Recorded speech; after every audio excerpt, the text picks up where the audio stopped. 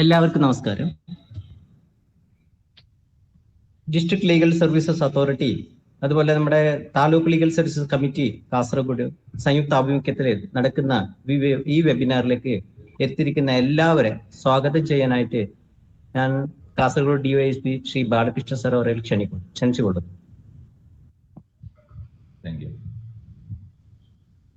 ആദരണീയയും ബഹുമാനീയമായ MACT judge Shrimati Sunitha KP അവർകൾ, ഇന്ന് സബ്ജക്ട് പ്രസന്റേഷൻ നടത്തുന്ന ആദരണീയനായ secretary sub judge Shri Shuhaib sir, ഈ പരിപാടി ഔപചാരികമായി ഉദ്ഘാടനം ചെയ്യുന്ന ജില്ലാ പോലീസ് മേധാവിയായ ആദരണീയനായ ശ്രീ PB രാജീവ് IPS അവർകൾ, ബഹുമാനപ്പെട്ട എൻ്റെ മേലുദ്യോഗസ്ഥരെ, പ്രിയപ്പെട്ട സഹപ്രവർത്തകർ, നമുക്കറിയാം ഏതൊരു അന്വേഷണവും ഫലപ്രാപ്തിയിൽ എത്തിയെന്ന് പറയണമെങ്കിൽ ബഹുമാനപ്പെട്ട കോടതിയിൽ വിചാരണയ്ക്ക് ശേഷം പ്രതികളെ ശിക്ഷിച്ചിരിക്കണം. കഴിഞ്ഞ കുറച്ച് വർഷമായുള്ള നമ്മുടെ കണക്കുകൾ പരിശോധിച്ചാൽ കൺവിക്ഷൻ റേറ്റ് കുറഞ്ഞു വരുന്നു എന്ന് കാണാം. അതിന് പല കാരണങ്ങളുണ്ടാവാം. എനിക്കൊന്ന് പ്രധാനപ്പെട്ട ഒരു കാരണം അന്വേഷണത്തിൽ പറ്റുന്ന ചില പാളിച്ചകളാണ് എന്നാണ്. അങ്ങനെ ശരിയായ രീതിയിൽ അന്വേഷണം നടത്തി കുറ്റവാളികൾക്ക് ശിക്ഷ ഉറപ്പാക്കുന്നതിനെ കുറിച്ചാണ് ഇന്നത്തെ ഈ ക്ലാസ്. അതുപോലെ തന്നെ സമയം അനുവദിക്കുകയാണെങ്കിൽ സ്ത്രീധനവുമായി ബന്ധപ്പെട്ട നിയമവശങ്ങളെ കുറിച്ചും ക്ലാസ്സിൽ പ്രതിപാദിക്കുവാന് ജഡ്ജി സാർ അറിയിച്ചിട്ടുണ്ട്. നമുക്കറിയാം, പ്രമാദമായ കൊലപാതകങ്ങൾ അടക്കമുള്ള കുറ്റകൃത്യങ്ങൾ നടത്തിയതിനു ശേഷം പ്രതികൾ നിയമത്തിന്റെ ലൂപ്പ് ഹോളുകൾ വെച്ച് രക്ഷപ്പെടുന്നത് നമുക്കാർക്കും ഭൂഷണമല്ല. അതുകൊണ്ട് നമ്മൾ ഓരോരുത്തരും വളരെ ശ്രദ്ധയോടുകൂടി ഈ ക്ലാസ് ഉപയോഗിക്കണമെന്ന് അഭ്യർത്ഥിച്ചുകൊണ്ട് ഞാൻ എൻ്റെ കടമയിലേക്ക് കടക്കുകയാണ്. നമ്മുടെ ഇന്നത്തെ ഈ യോഗത്തില് അധ്യക്ഷത വഹിക്കുന്നത് ആദരണീയായ judge Shrimati Sunitha KP madam അവർകളാണ്.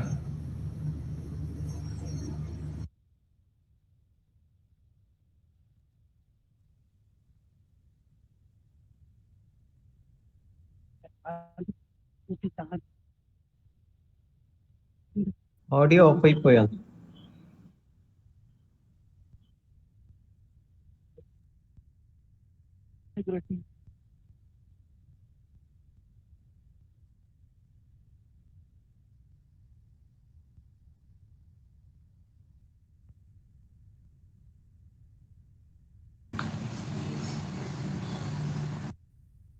ദിനേശ, നെറ്റ് പ്രോബ്ലം വന്നോ? നെറ്റ് പ്രോബ്ലം വന്നോന്ന് തോന്നുന്നുണ്ട്. നെറ്റ് കട്ടായി പോയടേ.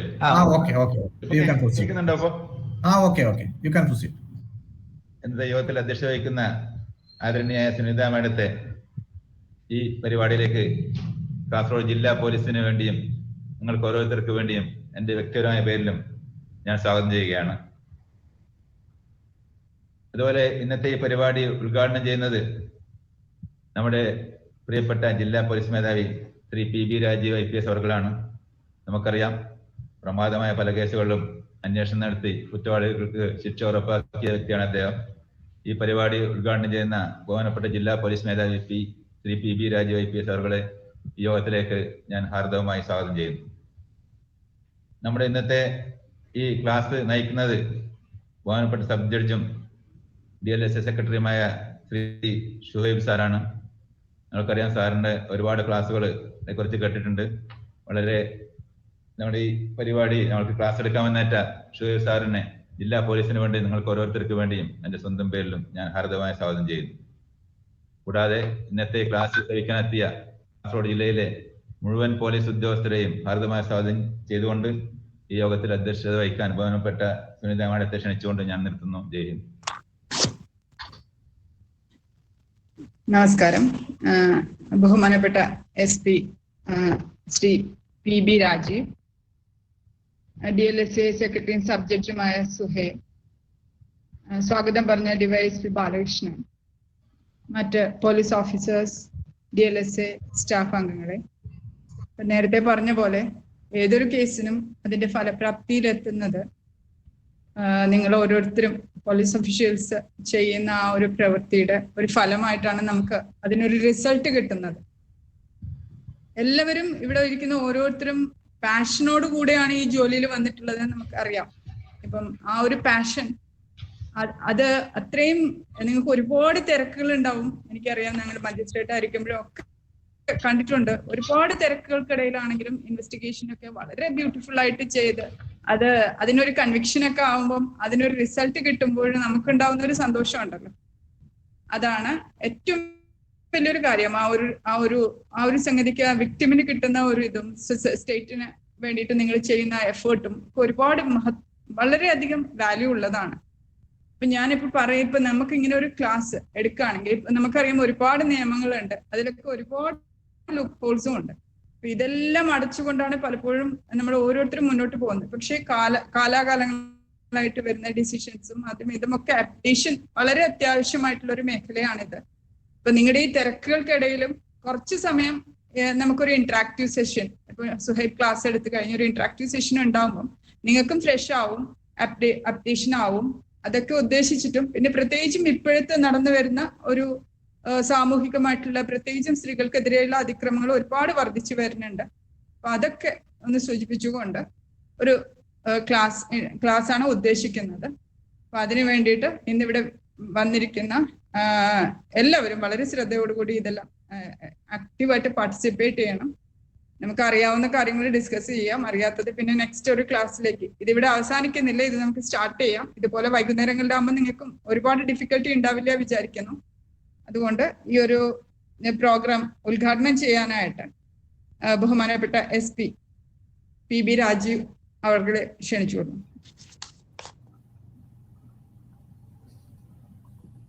Respected Chairperson, Srimati Sunita Madam, respected Sub-Judge Suhaib, സ്വാഗത പ്രസംഗം നടത്തിയിട്ടുള്ള ഈ ബാലകൃഷ്ണൻ, ഇന്നിവിടെ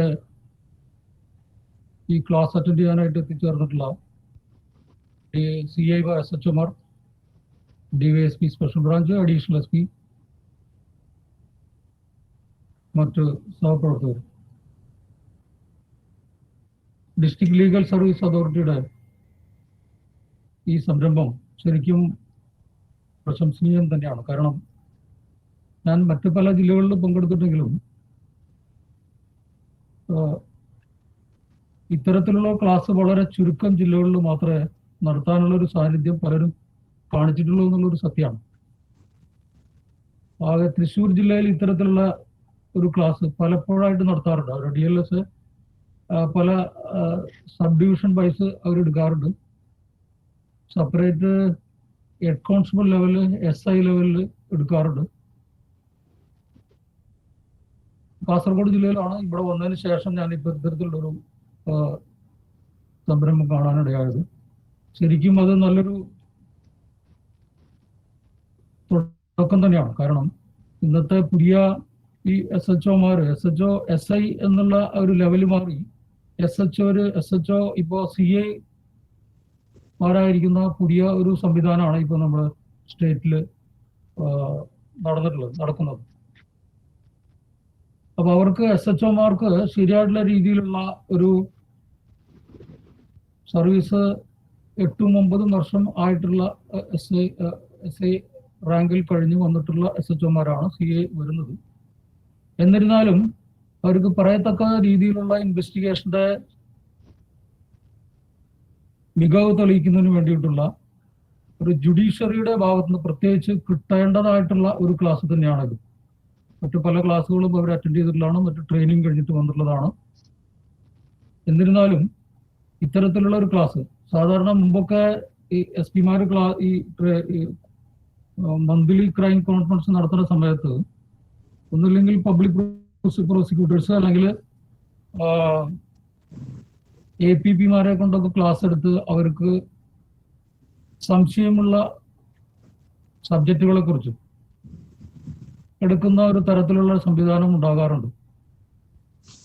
അതിൽ നിന്ന് വ്യത്യസ്തമായിട്ട് ഇന്ന് പോലീസിന്റെ ഇൻവെസ്റ്റിഗേറ്റിംഗ് ഓഫീസേഴ്സിന് മാത്രമായിട്ട് ഉണ്ടാകുന്ന നടത്തുന്ന ഈ ക്ലാസ് നല്ല രീതിയിലുള്ള ഒരു ക്ലാസ് ആയിരിക്കും എന്ന് തന്നെയാണ് എനിക്ക് ഉറപ്പുള്ളത്. അതുകൂടാതെ പോലീസിന്റെ എല്ലാ SHOമാർക്കും DSമാർക്കും ഇത്തരത്തിലുള്ള ഒരു സംവിധാനം കൂടുതൽ ഗുണപ്രദമാകട്ടെ എന്നുകൂടി ഞാൻ ഈ അവസരത്തിൽ ആശംസിച്ചുകൊണ്ട് ഇതിന്റെ ഔപചാരികമായ ഉദ്ഘാടനം നിർവഹിച്ചായി പറഞ്ഞുകൊണ്ട് ഇതിന്റെ എല്ലാ ആശംസകളും നേർന്നുകൊണ്ട് ഡിസ്ട്രിക്ട് ജില്ലാ പോലീസിന്റെ, കാസർഗോഡ് ജില്ലാ പോലീസിന്റെ എല്ലാവിധ പിന്തുണയും തുടർന്നും ഉണ്ടാകുമെന്ന് കൂടി ഈ അവസരത്തിൽ ഞാൻ പറഞ്ഞുകൊണ്ട് നിർത്തുന്നു. നന്ദി, നമസ്കാരം.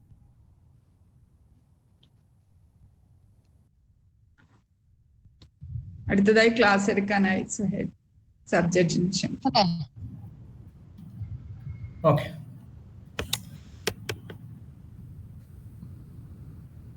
ബഹുമാനപ്പെട്ട അധ്യക്ഷൻ,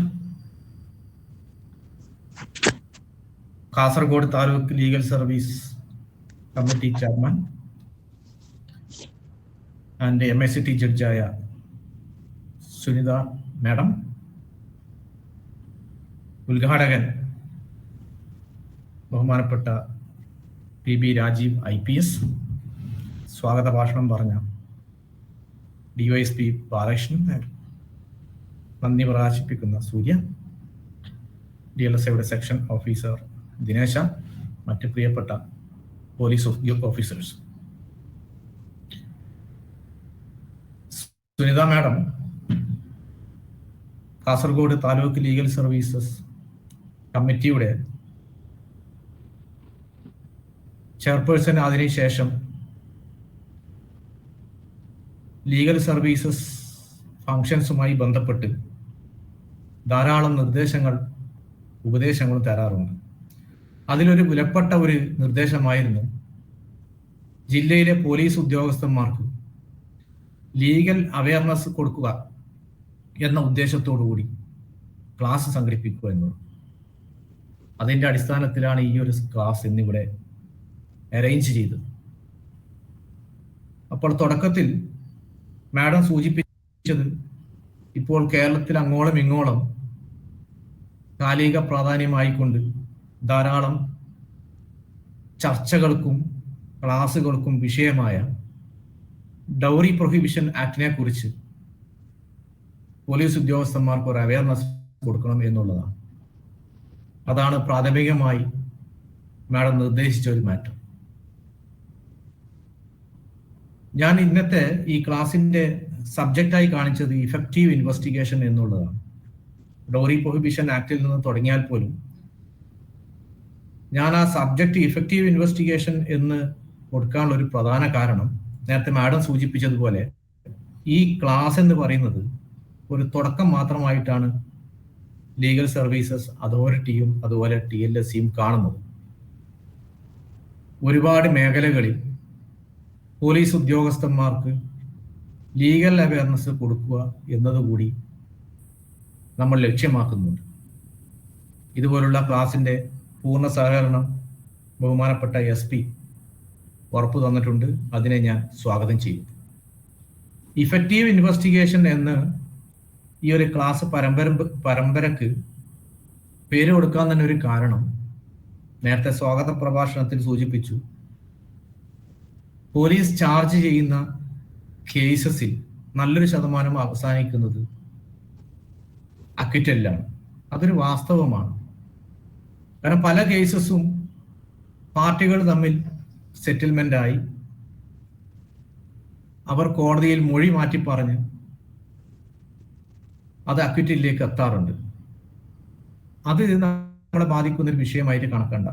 എങ്കിൽ പോലും പാർട്ടീസ് കണ്ടസ്റ്റ് ചെയ്യാൻ ഉദ്ദേശിച്ച മാറ്റർ അതല്ലെങ്കിൽ സ്റ്റേറ്റ് ഗവൺമെന്റിന്റെ നിലനിൽപ്പിനെ തന്നെ ബാധിക്കുന്ന സീരിയസ് ആയ ഒഫൻസസ്, അബ്കാരി ഒഫൻസസ്, NDPS ഒഫൻസസ് മുതലായ കാര്യങ്ങളിൽ പലപ്പോഴും അന്വേഷണത്തിന്റെ പാളിച്ചകൾ കൊണ്ട് അക്വിറ്റലിലേക്ക് എത്താറുണ്ട്. ഇത് അന്വേഷണ ഉദ്യോഗസ്ഥന്റെ നിയമവിജ്ഞാനത്തിന്റെ അഭാവം കൊണ്ട് മാത്രമായിരിക്കില്ല പലപ്പോഴും. ചിലപ്പോൾ അന്വേഷണ ഉദ്യോഗസ്ഥൻ അന്വേഷണ സമയത്ത് വരുത്താവുന്ന ചില അപാകതകൾ അല്ലെങ്കിൽ ശ്രദ്ധക്കുറവ്, അതല്ലെങ്കിൽ പലപ്പോഴും ചില നിയമപരമായ ഏരിയ മനസ്സിലാക്കാനുള്ള സമയം കിട്ടാത്തതോ അല്ലെങ്കിൽ മനസ്സിലാക്കാത്തതോ ആയ കാര്യങ്ങൾ, അല്ലെങ്കിൽ അടുത്ത കാലത്തായി സുപ്രീം കോടതിയോ ഹൈക്കോടതികളോ പുറപ്പെടുവിക്കുന്ന വിധിന്യായങ്ങൾ മനസ്സിലാക്കാതെ വരുന്ന പ്രശ്നം. അപ്പോൾ ഇഫക്റ്റീവ് ഇൻവെസ്റ്റിഗേഷൻ എന്നതുകൊണ്ട് ഉദ്ദേശിക്കുന്നത് ഒരു ഇൻവെസ്റ്റിഗേഷൻ സ്റ്റാർട്ട് ചെയ്തു കഴിഞ്ഞാൽ അത് എത്രമാത്രം ഫലപ്രദമായിക്കൊണ്ട് പ്രതികൾക്ക് ശിക്ഷ ഉറപ്പാക്കുന്ന രൂപത്തിൽ നടത്തി പൂർത്തിയാക്കാം എന്നുള്ളതാണ്. അത് സംബന്ധിച്ച് ധാരാളം മേഖലകൾ നിങ്ങളുമായി ചർച്ച ചെയ്യാനുണ്ട്. ഉദാഹരണം, എങ്ങനെ ശ്രദ്ധയോടുകൂടി സീൻ മഹസർ തയ്യാറാക്കാം, inspection of scene of crime, scene of offence എങ്ങനെ ചെയ്യാം, ട്രാക്ക് ഡോഗിന്റെ ഇൻസ്പെക്ഷനിൽ കിട്ടുന്ന തെളിവിന്റെ പ്രാധാന്യം എത്രമാത്രമുണ്ട്, സെർച്ച് അറസ്റ്റ് എങ്ങനെയൊക്കെ ചെയ്യണം, കൺഫഷൻ അതിന്റെ പ്രാധാന്യം എങ്ങനെയുണ്ട്, റിക്കവറി ഓഫ് മെറ്റീരിയൽ ഒബ്ജക്ട്സ്, അതുപോലെ medical opinion, forwarding materials to forensic lab, conduct of autopsy, interrogation of the witnesses, recording dying declaration, conduct of test identification parade, opposing bail application properly, DNA fingerprint, അതുപോലെ sanction at various level including 197 of CRPC, investigation in abkari offenses, investigation in NDPS matter, etc. ഇതൊക്കെ നമുക്ക് cover ചെയ്യാനുള്ള വ്യത്യസ്ത മേഖലകളാണ്. അത് നമുക്ക് വഴിയിൽ സമയം കിട്ടുന്നതിനനുസരിച്ച് അടുത്ത ക്ലാസ്സുകളിൽ നമുക്ക് ചർച്ചയിലേക്ക് കൊണ്ടുവരാം. ഇൻവെസ്റ്റിഗേഷൻ എന്നതുകൊണ്ട് ഉദ്ദേശിക്കുന്നത് തന്നെ, ഒരു ഇൻവെസ്റ്റിഗേഷന്റെ പ്രധാന ലക്ഷ്യം എന്ന് പറയുന്നത് it is nothing but A collection of evidence. ഒരു നീതിന്യായ കോടതിക്ക് മുന്നിൽ ട്രയൽ സംബന്ധിച്ച് കോടതിയിൽ സമർപ്പിക്കാനുള്ള, ടെൻഡർ ചെയ്യാനുള്ള എവിഡൻസിനെ കളക്ട് ചെയ്യുക എന്നുള്ളതാണ് ഒരു ഇൻവെസ്റ്റിഗേഷന്റെ പരമപ്രധാനമായ ലക്ഷ്യം. കാരണം നമ്മൾ പലപ്പോഴും നിങ്ങൾ തന്നെ ആലോചിക്കാറുണ്ടാവും, എന്തുകൊണ്ടാണ് ഇൻവെസ്റ്റിഗേഷൻ പ്രോപ്പറായി നടത്തി എന്ന് നമുക്ക് തോന്നിയിട്ട് കൂടി പലപ്പോഴും അക്വിറ്റിലേക്ക് എത്തുക എന്നുള്ളത്. ഒരു നീതിന്യായ കോടതിയിൽ ഒരു വിഷയം വന്നു കഴിഞ്ഞാൽ പ്രോസിക്യൂഷന് ശേഷം കോടതി എന്താണ് അതിൽ ചെയ്യുന്നത്? അപ്രീസിയേഷൻ ഓഫ് ദി എവിഡൻസ് ആണ്. എവിഡൻസ് അപ്രീസിയേറ്റ് ചെയ്ത് അവിടെ കേസ് പ്രൂവ് ചെയ്തിട്ടുണ്ടോ ഇല്ലയോ എന്നുള്ളത് കോടതി പരിശോധിച്ചിട്ടാണ് ഒരു വിധിന്യായം പ്രഖ്യാപിക്കുന്നത്.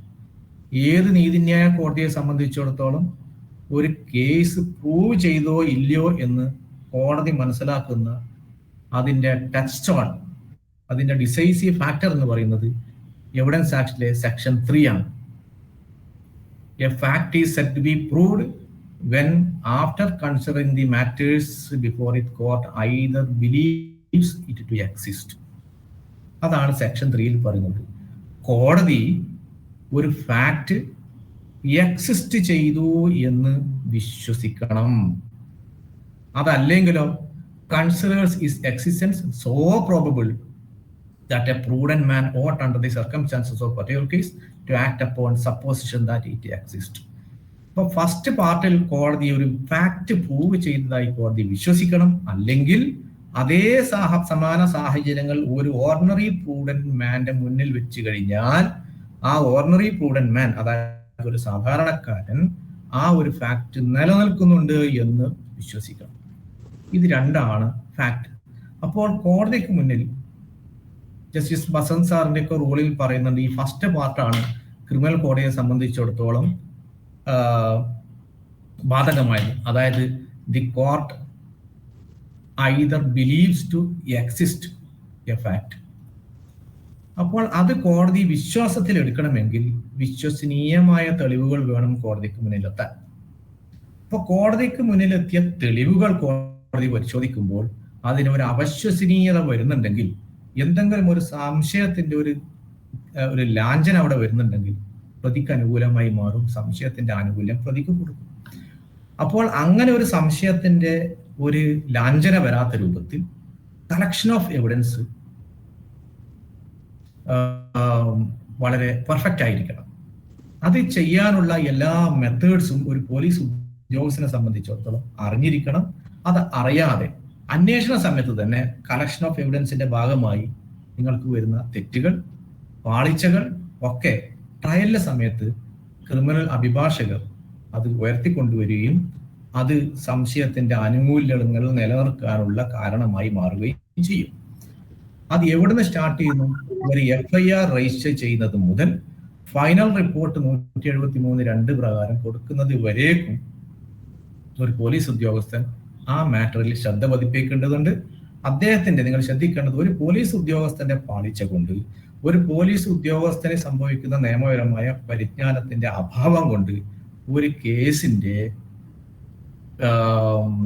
കേസ് പരാജയപ്പെടുന്ന ഒരവസ്ഥയിലേക്ക് എത്തിച്ചേരാൻ വേണ്ടി പാടില്ല എന്നുള്ളതാണ് ശ്രദ്ധിക്കേണ്ടുന്ന ഒരു കാര്യം. അത് നമുക്കിനി പിറകെ നമുക്ക് ബാക്കി കാര്യങ്ങൾ ചർച്ച ചെയ്യാം. ഇനി ഞാൻ എൻ്റെ വിഷയത്തിലേക്ക് കയറാം. ഞാൻ ആദ്യമായി പറയാൻ ഉദ്ദേശിക്കുന്നത്, മാഡം സൂചിപ്പിച്ചതുപോലെ ഈ ഡൗറി പ്രൊഹിബിഷൻ ആക്ടിനെ കുറിച്ച് അല്പം പറയാം. 1961 ഡൗറി പ്രൊഹിബിഷൻ ആക്ട് നിലവിൽ വന്നത്. ഇത് പോലീസ് ഉദ്യോഗസ്ഥരോട് എന്തുകൊണ്ട് പറയണം എന്നതിന് പ്രധാന കാരണം, നമ്മുടെ നീതിന്യായ കോടതികളുടെ കേസിന്റെ ഒരു ചരിത്രം നോക്കിക്കഴിഞ്ഞാൽ ഡൗറി പ്രൊഹിബിഷൻ ആക്ട് നിലവിൽ വന്ന് 60 വർഷം കഴിഞ്ഞു. പക്ഷേ ഡൗറി പ്രൊഹിബിഷൻ ആക്ട് പ്രകാരം കേസുകൾ ചാർജ് ചെയ്യുന്ന അവസ്ഥ വളരെ വിരളമായിരിക്കും. ചിലപ്പോൾ എന്നെ കേൾക്കുന്ന പോലീസ് ഉദ്യോഗസ്ഥന്മാരിൽ പലരും ഈ ഡൗറി പ്രൊഹിബിഷൻ ആക്ട് പ്രകാരമുള്ള കേസ് മിക്കവാറും ചാർജ് ചെയ്ത് കാണില്ല. കാരണം അതിന് 2 കാരണങ്ങളാണ് ഉള്ളതെന്ന് എനിക്ക് തോന്നുന്നത്. ഒന്ന്, ഇതിന്റെ ഡെഫിനിഷൻ പ്രകാരം ഡൗറി വാങ്ങുന്നതും കൊടുക്കുന്നതും രണ്ടും കുറ്റകരമായ പ്രവൃത്തിയാണ്. അപ്പോൾ ഇത് ചാർജ് ചെയ്ത് കഴിഞ്ഞാൽ ഈ ഡൗറി കൊടുത്തയാള് അയാൾക്കെതിരെയും കേസെടുക്കേണ്ടി വരുമോ എന്നൊരു ചിന്ത. കാരണം ഒരു ഡൗറി പ്രൊഹിബിഷൻ ആക്ട് പ്രകാരം ഒരു കേസ് ചാർജ് ചെയ്താൽ ആ ഇൻഫർമെന്റിന്റെ പേരിൽ അത് തിരിച്ചു കുത്തി അദ്ദേഹത്തിന്റെ പേരിലും ഒരു കേസ് വരുമോ, അല്ലെങ്കിൽ അദ്ദേഹത്തിന്റെയും കൂടി അതിൽ കോഅക്യൂസ്ഡ് ആക്കി മാറ്റേണ്ടി വരുമോ എന്ന ഒരു പ്രശ്നം, ഒരു നിയമപ്രശ്നം പോലെ പല പോലീസ് ഉദ്യോഗസ്ഥന്മാരും അങ്ങനെ ആലോചിക്കുന്നതായി മനസ്സിലാക്കുന്നു.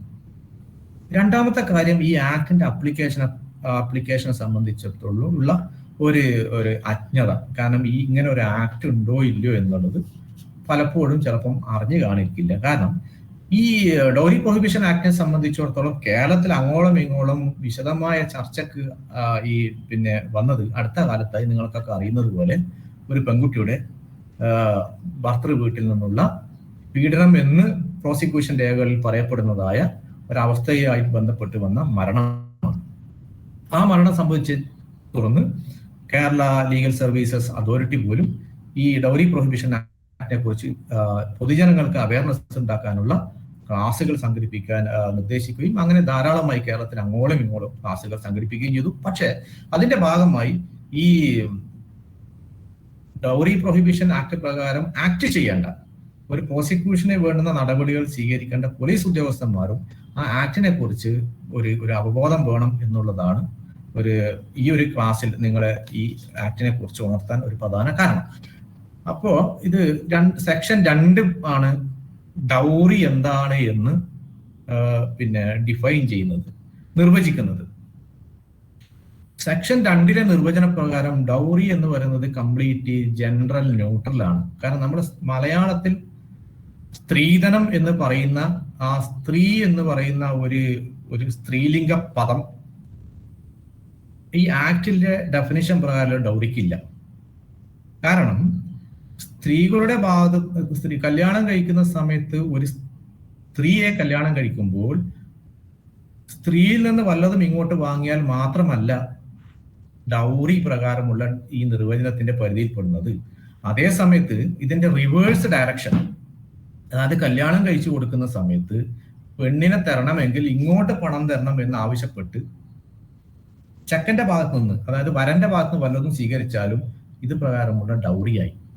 അപ്പൊ നമ്മൾ മലയാളത്തിൽ പറയുന്ന സ്ത്രീധനം എന്ന് പറയുന്നത് അതേ പദാർത്ഥത്തിൽ ചിന്തിക്കേണ്ട. കാരണം ഇതിൽ പറയുന്ന ഡൗറി എന്ന് പറയുന്ന നിർവചനം കംപ്ലീറ്റ്ലി ജനറൽ ന്യൂട്രലാണ്. അത് വല്ലതും അങ്ങോട്ട് കൊടുത്താലും ഇങ്ങോട്ട് കൊടുത്താലും രണ്ടും ഇത് പ്രകാരം ഒഫൻസ് ആണ്. കാരണം നിർവചന പ്രകാരം dowry means any property or valuable security given or agreed to be given either directly or indirectly by one person, by one party to a marriage to the other party to a marriage. ഒരു party മറ്റേ പാർട്ടിക്ക് കൊടുത്താൽ മതി. ഏത് party എന്നുള്ളത് ഇവിടെ പ്രശ്നമല്ല. അല്ലെങ്കിൽ പാരൻസുകൾ തമ്മിൽ അങ്ങോട്ടും ഇങ്ങോട്ടും വല്ലതും കൊടുക്കുകയോ കൊടുക്കാമെന്ന് വാഗ്ദാനം നൽകുകയോ ചെയ്താൽ ഇത് ഒഫൻസായി. അത് കല്യാണത്തിന് മുന്നേ ആയാലും മതി, അല്ലെങ്കിൽ കല്യാണ സമയത്തായാലും മതി, അല്ലെങ്കിൽ or at any time after the marriage. അത് പ്രത്യേകിച്ച് ശ്രദ്ധിക്കുക. കല്യാണം കഴിഞ്ഞ് അതിനുശേഷം ഏത് കാലഘട്ടത്തിൽ ഡിമാൻഡ് വന്നു കഴിഞ്ഞാലും ഡൗറി പ്രൊഹിബിഷൻ ആക്ട് പ്രകാരം ഡൗറിയായി. അപ്പോൾ ഒരു കല്യാണമായിട്ട് ബന്ധപ്പെട്ട കല്യാണത്തിന് തൊട്ട് മുന്നെയോ കല്യാണത്തിന് തൊട്ട് ശേഷമോ മാത്രമുള്ള ഡിമാൻഡോ കൊടുക്കലോ അല്ലെങ്കിൽ അഗ്രിമെന്റോ മാത്രമല്ല ഡൗറി പ്രകാരമുള്ള നിർവചനത്തിൽ പെടുന്നത്. കല്യാണം കഴിഞ്ഞ് വർഷങ്ങൾ എത്ര കഴിഞ്ഞിട്ടും 10 കൊല്ലം കഴിഞ്ഞിട്ടാണ് ഈ ഭർത്താവിന് ഒരു തോന്നിച്ച എനിക്ക് അന്ന് സ്ത്രീധനം കിട്ടിയിട്ടില്ല ഇപ്പം വേണം എന്ന് പറഞ്ഞ് ഏത് സമയത്ത് ഡിമാൻഡ് ചെയ്ത് കഴിഞ്ഞാലും ഇത് പ്രകാരമുള്ള ഡൗറി എന്ന് പറയുന്ന നിർവചനത്തിന്റെ പരിധിയിൽ ഓടുന്നതാണ് എന്നുള്ള കാര്യം കൂടി മനസ്സിലാക്കും. പിന്നെ ഈ ഡൗറിയിൽ എക്സ്ക്ലൂഡ് ചെയ്യപ്പെടുന്ന ഒരു കാര്യമുണ്ട്. അതായത് മുസ്ലിം കല്യാണങ്ങളിൽ മഹർ എന്ന് പറയുന്ന ഒരു സമ്പ്രദായമുണ്ട്. അതായത് കല്യാണം കഴിക്കുന്ന സമയത്ത് ആ കല്യാണ പെണ്ണിന് അല്ലെങ്കിൽ വധുവിന് ഒരു മൂല്യം നിശ്ചയിച്ചുകൊണ്ട്, വിവാഹ മൂല്യം നിശ്ചയിച്ചുകൊണ്ട് മഹർ അവരുടെ രക്ഷിതാക്കൾക്ക് കൊടുത്ത് പെണ്ണിനെ കല്യാണം കഴിച്ച് കൊണ്ടുപോകുന്ന ഒരു സമ്പ്രദായമാണ് മഹർ എന്ന് പറയുന്നത്. മഹർ ഈ നിർവചനത്തിൽ നിന്ന് സെപ്പറേറ്റ് എക്സ്ക്ലൂഡ് ചെയ്തിട്ടുണ്ട്. അത് ഇതിന്റെ പരിധിയിൽ പെടുന്നതല്ല എന്ന് കൂടി മനസ്സിലാക്കും. പിന്നെ നിങ്ങൾ പോലീസ് ഉദ്യോഗസ്ഥർ മനസ്സിലാക്കേണ്ടത് ഇതിന്റെ പെനാൽറ്റി പണിഷ്മെന്റ് എന്താണെന്നുള്ളതാണ്. അത് സെക്ഷൻ 4 പറയുന്നുണ്ട്, അതുപോലെ സെക്ഷൻ 3 പറയുന്നുണ്ട്, സെക്ഷൻ 6 പറയുന്നുണ്ട്. ഇത് 3 ഇതിന്റെ പീനൽ പ്രൊവിഷൻ. സെക്ഷൻ 3 പ്രകാരം ശ്രദ്ധിക്കുക. 3 പറയുന്നത് പെനാൽറ്റി ഉദ്ദേശിക്കുന്ന വാക്ക് പെനാൽറ്റി എന്നാണെങ്കിൽ കൂടി അത് പിന്നെ പീനൽ പണിഷ്മെന്റിനെ സംബന്ധിച്ചിട്ടുള്ളതാണ്. Section 3 penalty for giving or taking dowry.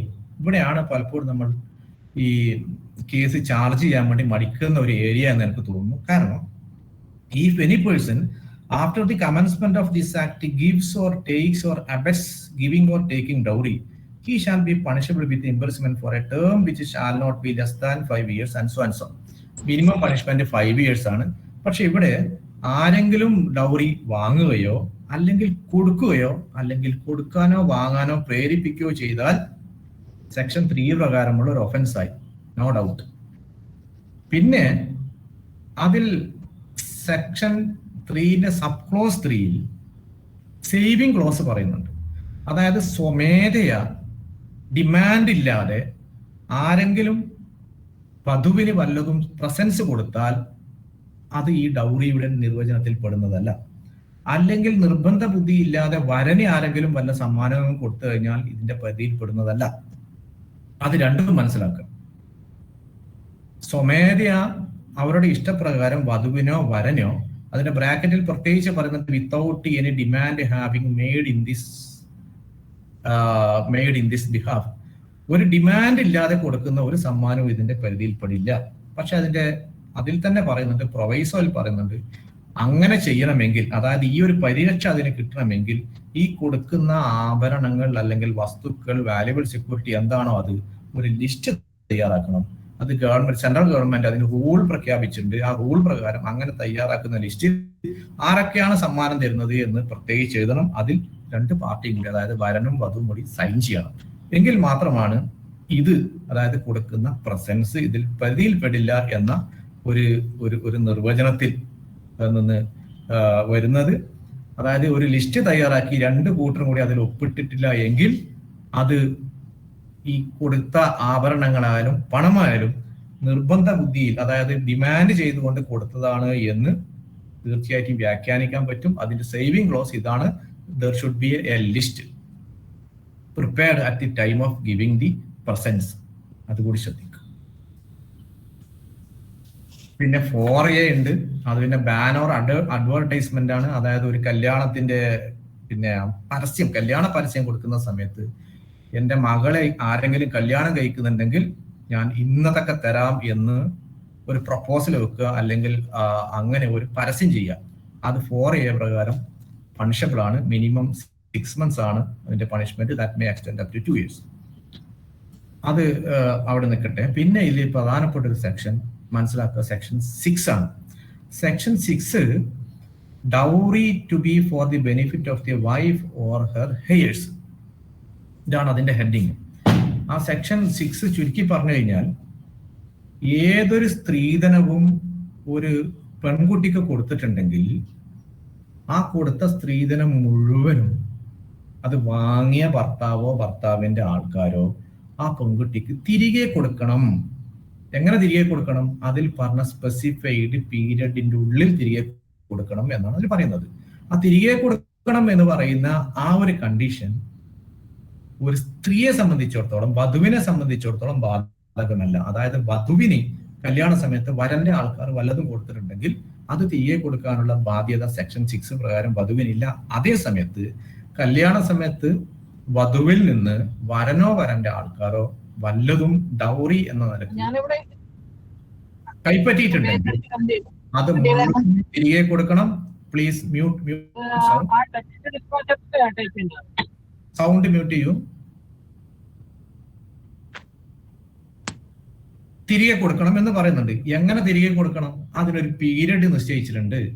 അതായത് കല്യാണം കഴിയുന്നതിന്റെ മുന്നേ വല്ലതും സ്ത്രീധനമായി ഡൗറിയായി കൊടുത്തിട്ടുണ്ടെങ്കിൽ കല്യാണം കഴിഞ്ഞത് മുതൽ 3 മാസത്തിനകം തിരികെ കൊടുക്കണം. കല്യാണ സമയത്താണ് വല്ലതും കൊടുത്തിട്ടുണ്ടെങ്കിൽ ആ കൊടുത്ത ഡേറ്റ് മുതൽ 3 മാസത്തിനകം തിരികെ കൊടുക്കണം. കല്യാണത്തിന് ശേഷമാണ് കൊടുത്തിട്ടുണ്ടെങ്കിലും അതും 3 മാസത്തിനകം തിരികെ കൊടുക്കണം. കല്യാണം കഴിയുന്ന സമയത്ത് ഈ വധു മൈനർ ആണെങ്കിൽ അവർ മേജറായി 3 മാസത്തിനുള്ളിൽ തിരികെ കൊടുക്കണം. ഇതാണ് അതിൽ നിഷ്കർഷിക്കുന്നത്. പിന്നെ ആ തിരികെ കൊടുക്കുന്ന കാലഘട്ടം വരെ, അതായത് ആ 3 മാസം കാലഘട്ടവും അതിനുശേഷമുള്ള കാലഘട്ടം വരെ ആ കൊടുത്ത ആഭരണമായാലും പണമായാലും മറ്റ് വാല്യുബിൾ സെക്യൂരിറ്റി ആയാലും അതൊരു ട്രസ്റ്റ് എന്ന നിലയിൽ ഈ പിന്നെ ഭർത്താവോ അല്ലെങ്കിൽ ഭർത്താവിന്റെ ആൾക്കാരോ ആരാണോ കൈവശം വെക്കുന്നത് അവർ അത് സൂക്ഷിക്കണം. കാരണം അവർക്ക് അതിന്റെ മേലെ യാതൊരു അധികാരമില്ല. ഈ പറഞ്ഞത് തിരികെ കൊടുക്കണം എന്ന് പറയുമ്പോൾ ഇപ്പൊ നിങ്ങൾ പൊതുവെ ചിന്തിക്കാം അതിനെന്താണ് പോലീസുകാർക്ക് കാര്യം? കാരണം കാര്യമുണ്ടെന്ന് പറയുന്നത് സെക്ഷൻ 6 സബ് ക്ലോസ് 2 പ്രകാരം ആരെങ്കിലും ഇത് പ്രകാരം, അതായത് വാങ്ങിയത് തിരിച്ചു കൊടുക്കണം എന്ന് പറയുന്ന പ്രിസ്ക്രൈബ്ഡ് ലിമിറ്റ് പീരിയഡിന് ഉള്ളിൽ അത് തിരികെ കൊടുത്തിട്ടില്ല എങ്കിൽ അവരൊരു ഒഫൻസ് കമ്മിറ്റ് ചെയ്യുകയാണ്. ശ്രദ്ധിക്കാം. അതായത് ഈ 3 മാസ കാലാവധിക്കുള്ളിൽ സ്ത്രീധനമായി വാങ്ങി അല്ലെങ്കിൽ കൈപ്പറ്റിയ വസ്തുക്കൾ തിരികെ കൊടുക്കാതിരുന്നാൽ അവർ സബ് ക്ലോസ് 2 പ്രകാരം, സെക്ഷൻ 6 സബ് ക്ലോസ് 2 പ്രകാരം they are committing an offense. ചുരുക്കി പറഞ്ഞാൽ ഏതെങ്കിലും ആഭരണങ്ങളോ വസ്തുക്കളോ സ്ത്രീധനം എന്ന നിലയിൽ ഭർത്താവിന്റെ ആൾക്കാരോ പെൺകുട്ടിയിൽ നിന്നോ പെൺകുട്ടി ആൾക്കാരിൽ നിന്നോ കൈപ്പറ്റിയിട്ടുണ്ടെങ്കിൽ അത് 3 മാസം എത്തുന്ന മുറക്ക്, എപ്പോഴാണോ 3 മാസം പൂർത്തിയാവുന്നത് ആ 3 മാസം പൂർത്തിയാവലോടുകൂടി they are committing an offense. അപ്പോൾ സെക്ഷൻ 6 പ്രകാരം, സെക്ഷൻ 6 സബ് ക്ലോസ് 2 പ്രകാരം അവർക്കെതിരെ ഒരു കേസ് നിങ്ങൾക്ക് ചാർജ് ചെയ്യാം. അത് ശ്രദ്ധിക്കുക. അങ്ങനെ ചാർജ് ചെയ്യുന്ന കേസ് എന്ന് പറയുന്നത് സെക്ഷൻ 3 പ്രകാരോ സെക്ഷൻ 4A പ്രകാരോ 4 പ്രകാരമുള്ള ഒഫൻസിൽ നിന്ന് അവരെ ഒഴിവാക്കുന്നതല്ല. ഇപ്പൊ സെക്ഷൻ 4 എന്ന് പറയുന്നത് ഡിമാൻഡിങ് ഫോർ ഡൗറിയാണ്. ആരെങ്കിലും ഒരു ഡൗറി ഡിമാൻഡ് ചെയ്താൽ തന്നെ they are committing an offence. അവിടെ ശ്രദ്ധിക്കുക, marriage solemnization of the marriage is not at all necessary. അതായത് ഒരു കല്യാണത്തിന്റെ ആവശ്യവുമായി ബന്ധപ്പെട്ട് അല്ലെങ്കിൽ വിവാഹ നിശ്ചയോ വല്ലതും അല്ലെങ്കിൽ പെണ്ണ് കാണാൻ വേണ്ടി പോകുന്ന സമയത്ത് ഇന്നത് വേണം എന്നാലേ കല്യാണം നടക്കൂ എന്ന് പറഞ്ഞ ഒരു ഡിമാൻഡ് നടത്തി കഴിഞ്ഞാൽ ആ ടൈമിൽ he is committing an offence. കല്യാണം നടക്കാതെ പോയി കഴിഞ്ഞിട്ടുണ്ടെങ്കിൽ അത് അവര് റിലീവ് ചെയ്യുന്നില്ല. ആ ഒരു ഉച്ചാരണം കൊണ്ട് തന്നെ they are committing an offence. അപ്പോൾ സെക്ഷൻ 4 പ്രകാരം അതൊരു ഒഫൻസായി മാറും. അപ്പോൾ സെക്ഷൻ 6 പ്രകാരം ഒഫൻസ്, അതായത് 3 മാസത്തെ ആ കാലാവധിക്കുള്ളിൽ വാങ്ങിയ ആഭരണങ്ങളോ മറ്റ് തിരിച്ചു കൊടുത്തിട്ടില്ല എന്ന പേരിൽ 3 മാസ കാലാവധി പൂർത്തിയാകുമ്പോൾ അവർ കമ്മിറ്റ് ചെയ്യുന്ന ഒഫൻസ്, അങ്ങനെ ഒരു കാശ് ചാർജ് ചെയ്യുന്നുണ്ടെങ്കിൽ അത് 3ഓ 4ഓ പ്രകാരമുള്ള ഒഫൻസിന് പുറമെയാണ്. അപ്പോൾ അതിന്റെ അർത്ഥം എന്താ? എല്ലാ സെക്ഷനും ഒരേ സമയത്ത് അവർക്കെതിരെ ചാർജ് ചെയ്യാൻ പറ്റും, ചാർജ് നിൽക്കും എന്നുള്ളത് പ്രത്യേകിച്ച് ശ്രദ്ധിക്കുക. പിന്നെ അതിന്റെ ബാക്കി പത്രങ്ങളുണ്ട്, അതൊന്നും പറയുന്നത് അത് കോടതിയിൽ വന്നു കഴിഞ്ഞാൽ അതിന്റെ സ്ഥിതിയാണ്. കാരണം കോടതിയിൽ അവരെ പ്രോസിക്യൂഷന് വിധേയമാക്കി ശിക്ഷിച്ചിട്ടുണ്ടെങ്കിൽ ഈ പറയപ്പെട്ട ആഭരണ സെക്ഷൻ 6 പറയപ്പെട്ട ആഭരണങ്ങൾക്ക് തിരികെ കൊടുക്കാൻ വേണ്ടി കോടതിക്ക് കൽപ്പിക്കാം. അവരത് കംപ്ലൈന്റ് ചെയ്തില്ലെങ്കിൽ റവന്യൂ റിക്കവറി പ്രൊസീഡിങ്സ് ആയിരിക്കും അതൊക്കെ ഈടാക്കി എടുക്കാന്ന് അതിന്റെ റിക്കവറി പ്രൊസീഡിങ്സ് പറയുന്നുണ്ട്. പിന്നെ ഇനി പോലീസുകാർ പ്രത്യേകിച്ച് ശ്രദ്ധിക്കേണ്ട കാര്യം ഇതെങ്ങനെ കേസാക്കി മാറ്റും എന്നുള്ളതാണ്. അതാണ് സെക്ഷൻ 7 പറയുന്നത്. ഡൗറി പ്രൊഹിബിഷൻ ആക്ട് പ്രകാരമുള്ള മുഴുവൻ ഒഫൻസുകളും കോഗ്നൈസബിൾ ഒഫൻസസ് ആണ്. ശ്രദ്ധിക്കുക, അതായത് കോഗ്നൈസബിൾ ഒഫൻസ് ആണ്. ആ കോഗ്നൈസബിൾ ഒഫൻസ് എന്ന് പറയുന്നത് മുഴുവൻ ഒഫൻസുകളും കോഗ്നൈസബിൾ ഒഫൻസ് ആണ്. നമ്മൾ CRPCയുടെ ഷെഡ്യൂളിലേക്ക് പോയി നോക്കേണ്ട കാര്യമില്ല. കാരണം ചില ഒഫൻസസ് ഒക്കെ നമ്മൾ പണിഷ്മെന്റ് നോക്കിക്കഴിഞ്ഞാൽ minimum 6 months, that may extend up to 2 years എന്ന് കാണാം. അത് CRPC ഷെഡ്യൂൾ പോയി കഴിഞ്ഞാൽ അവിടെ പോയി നോക്കിക്കഴിഞ്ഞാൽ അത് നോൺ കോഗ്നൈസബിൾ ഒഫൻസ് ആയി കാണും. കാരണം സ്പെസിഫിക് ആയിട്ട് not withstanding close നിർണയിച്ചുകൊണ്ട് dowry prohibition ആക്ടിൽ അങ്ങനെ പറയുന്നത് കൊണ്ട് ഇതിന്റെ പണിഷ്മെന്റ്, റേഞ്ച് ഓഫ് പണിഷ്മെന്റ് എത്ര തന്നെ ആയാലും എല്ലാ ഒഫൻസുകളും കോഗ്നൈസബിൾ ഒഫൻസസ് ആണ്. അതുകൊണ്ട് മജിസ്ട്രേറ്റിന്റെ പെർമിഷൻ 155 സബ് ക്ലോസ് 2 CRPC പ്രകാരം വാങ്ങാതെ തന്നെ ഒരു പോലീസ് ഉദ്യോഗസ്ഥന് ഫസ്റ്റ് ഇൻഫർമേഷൻ സ്റ്റേറ്റ്മെന്റ് കിട്ടിയതിന്റെ അടിസ്ഥാനത്തിൽ നേരെ തന്നെ FIR രജിസ്റ്റർ ചെയ്യാം, കേസ് അന്വേഷിക്കാം, ചാർജ് ഷീറ്റ് സമർപ്പിക്കാം. അപ്പോൾ ഒരു കോടതിയെ സംബന്ധിച്ചിടത്തോളം എങ്ങനെയൊക്കെയാണ് കേസ് ആക്കുക എന്നുള്ളത്, എങ്ങനെ കേസ് ക്രിയേറ്റ് ചെയ്യാം എന്നുള്ളത് ഈ സെക്ഷൻ 7 തന്നെ പറയുന്നുണ്ട്. ഒന്ന്, ഓൺ നോളജ്, അതായത് കോടതിക്ക് സ്വമേധയാ കേസെടുക്കാം.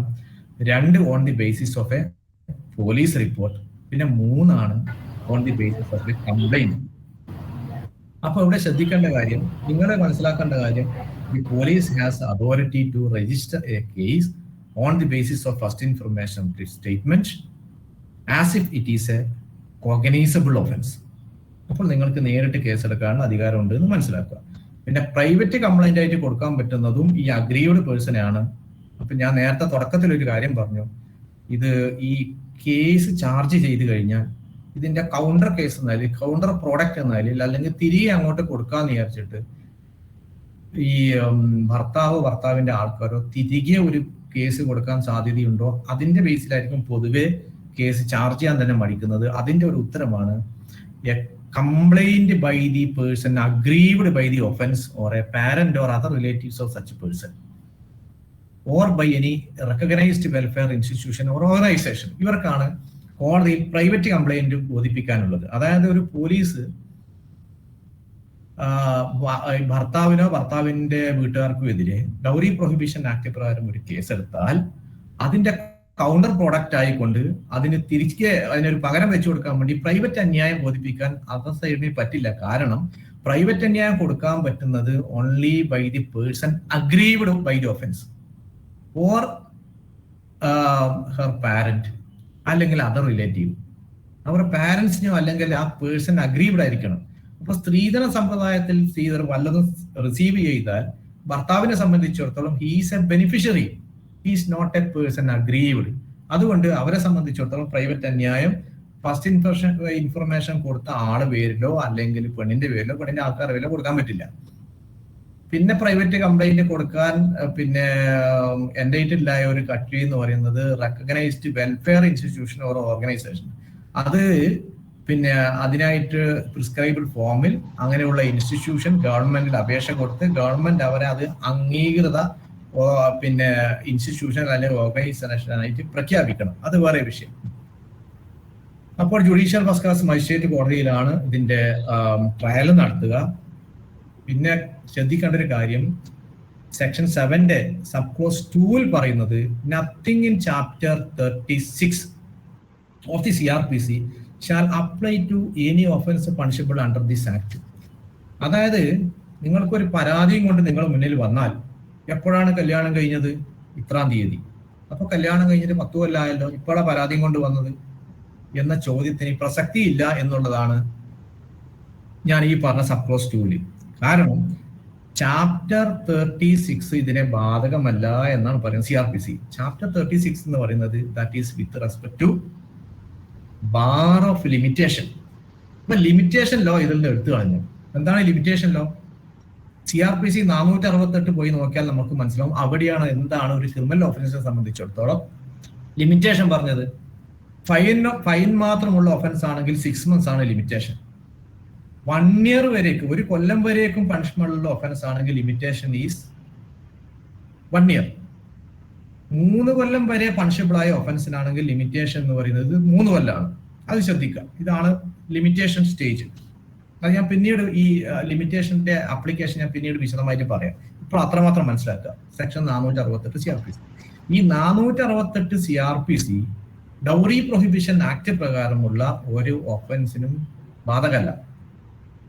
അപ്പോൾ എത്ര കാലം കഴിഞ്ഞാലും ഒരു പരാതിയുമായി വന്നു കഴിഞ്ഞാൽ you can proceed ahead with registration of FIR and investigation. അത് പ്രത്യേകം മനസ്സിലാക്കുക. പിന്നെ ഒരു കാര്യം കൂടി പ്രത്യേകം മനസ്സിലാക്കുക. ഞാൻ തുടക്കത്തിൽ അതാ പറഞ്ഞത്. അതായത് ഒരു FIR രജിസ്റ്റർ ചെയ്ത് കഴിഞ്ഞാൽ ആ FIR രജിസ്റ്റർ ചെയ്യുന്ന സമയത്ത് FI സ്റ്റേറ്റ്മെന്റിൽ, അതായത് പെൺകുട്ടിയോ പെൺകുട്ടിയുടെ രക്ഷിതാക്കളോ ഫസ്റ്റ് ഇൻഫർമേഷൻ സ്റ്റേറ്റ്മെന്റിന്റെ ഭാഗമായി ഡിമാൻഡ് പ്രകാരം ഞാൻ ഇത്ര പവൻ ആഭരണങ്ങൾ സ്ത്രീധനമായി കൊടുത്തു, അതല്ലെങ്കിൽ ഇത്ര പണം കൊടുത്തു എന്ന് അഡ്മിറ്റ് ചെയ്തുകൊണ്ട് FI സ്റ്റേറ്റ്മെന്റ് കൊടുത്താൽ സ്വാഭാവികമായിട്ടും നിങ്ങൾ ചിന്തിക്കുക, സ്ത്രീധനം കൊടുക്കലും വാങ്ങലും രണ്ടും കുറ്റമാണ്. അതുകൊണ്ട് അവരെ കൊടുത്ത ഇദ്ദേഹത്തിനെയും അതിൽ പിന്നെ കക്ഷി ചേർക്കേണ്ടതല്ലേ എന്നാണ് സ്വാഭാവികമായിട്ട് ചിന്തിക്കുക. അതല്ലെങ്കിൽ അങ്ങനെ കക്ഷി ചേർത്തിട്ടില്ല, അല്ലെങ്കിൽ അതർ സൈഡിന് ഇവർക്ക് ഈ സ്റ്റേറ്റ്മെന്റ് വരെ അവർ അഡ്മിറ്റ് ചെയ്യുന്നു എന്നതിന്റെ പേരിൽ ഇവർക്കെതിരെ കേസ് കൊടുക്കാൻ പറ്റില്ല ആ സ്റ്റേറ്റ്മെന്റ് ഉപയോഗിച്ചുകൊണ്ട്.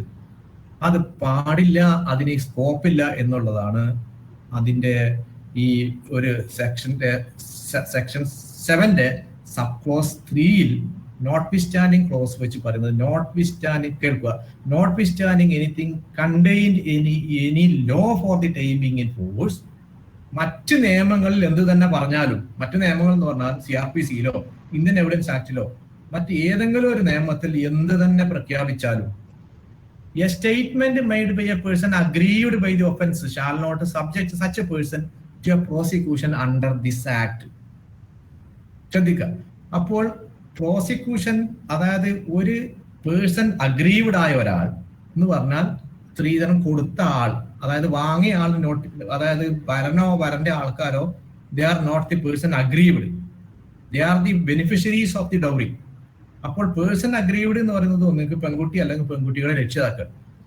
അവർ ഈ ആക്ടിന്റെ പ്രോസിക്യൂഷൻ ബന്ധപ്പെട്ട് എന്ത് സ്റ്റേറ്റ്മെന്റ് കൊടുത്തു കഴിഞ്ഞാലും ആ സ്റ്റേറ്റ്മെന്റിന്റെ ബേസിൽ അവരെ ഒരു പ്രോസിക്യൂഷനും വിധേയമാക്കാൻ പാടില്ല എന്നതാണ് ക്ലോസ് 3 പ്രത്യേകിച്ച് പറയുന്നത്.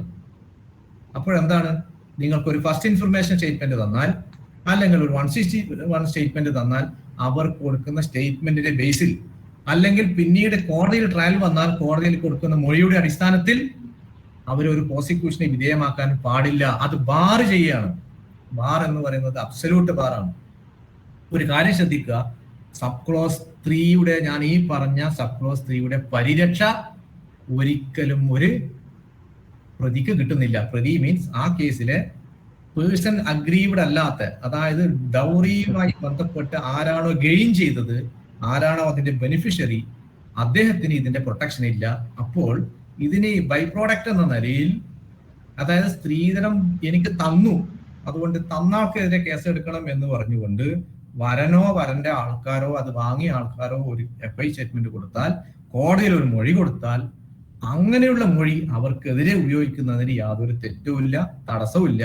കാരണം 161 ബാറുണ്ട്. അതൊഴിച്ച് ബാക്കി എല്ലാം സ്വീകരിക്കാൻ പറ്റുന്ന മുഴുവൻ മൊഴികളും കോടതിയിൽ അവർ കൊടുക്കുന്ന മൊഴി, എനിക്ക് സ്ത്രീധനം കിട്ടി അതുകൊണ്ട് വാങ്ങിയവനെ ശിക്ഷിക്കണം എന്ന് പറയുമ്പോൾ അവർ അങ്ങനെ കൊടുക്കുന്ന മൊഴി അവർക്കെതിരെ പ്രോസിക്യൂഷനെ തെളിവായിട്ട് സ്വീകരിക്കുന്നതിന് യാതൊരു തടസ്സമില്ല. അപ്പോൾ അത്യാവശ്യം നിയമപരമായി പരിജ്ഞാനം ഉണ്ടെങ്കിൽ, ബുദ്ധിയുണ്ടെങ്കിൽ പൊതുവെ വരേണ്ട ആൾക്കാരോ കൗണ്ടർ കേസ് എന്നായാലും സ്ത്രീധനം വാങ്ങിയ ആളുടെ പേരിൽ കേസ് കൊടുക്കാൻ വരില്ല. പോലീസിനെ സംബന്ധിച്ചിടത്തോളം ഒരു FI സ്റ്റേറ്റ്മെന്റ്, ഒരു പരാതി നിങ്ങൾക്ക് കിട്ടിയാൽ ആ പരാതിയിൽ ആരെയാണോ പ്രതിയേർക്കുന്നത് അവരെ മാത്രമേ നിങ്ങൾ കേസെടുക്കാൻ പറ്റൂ.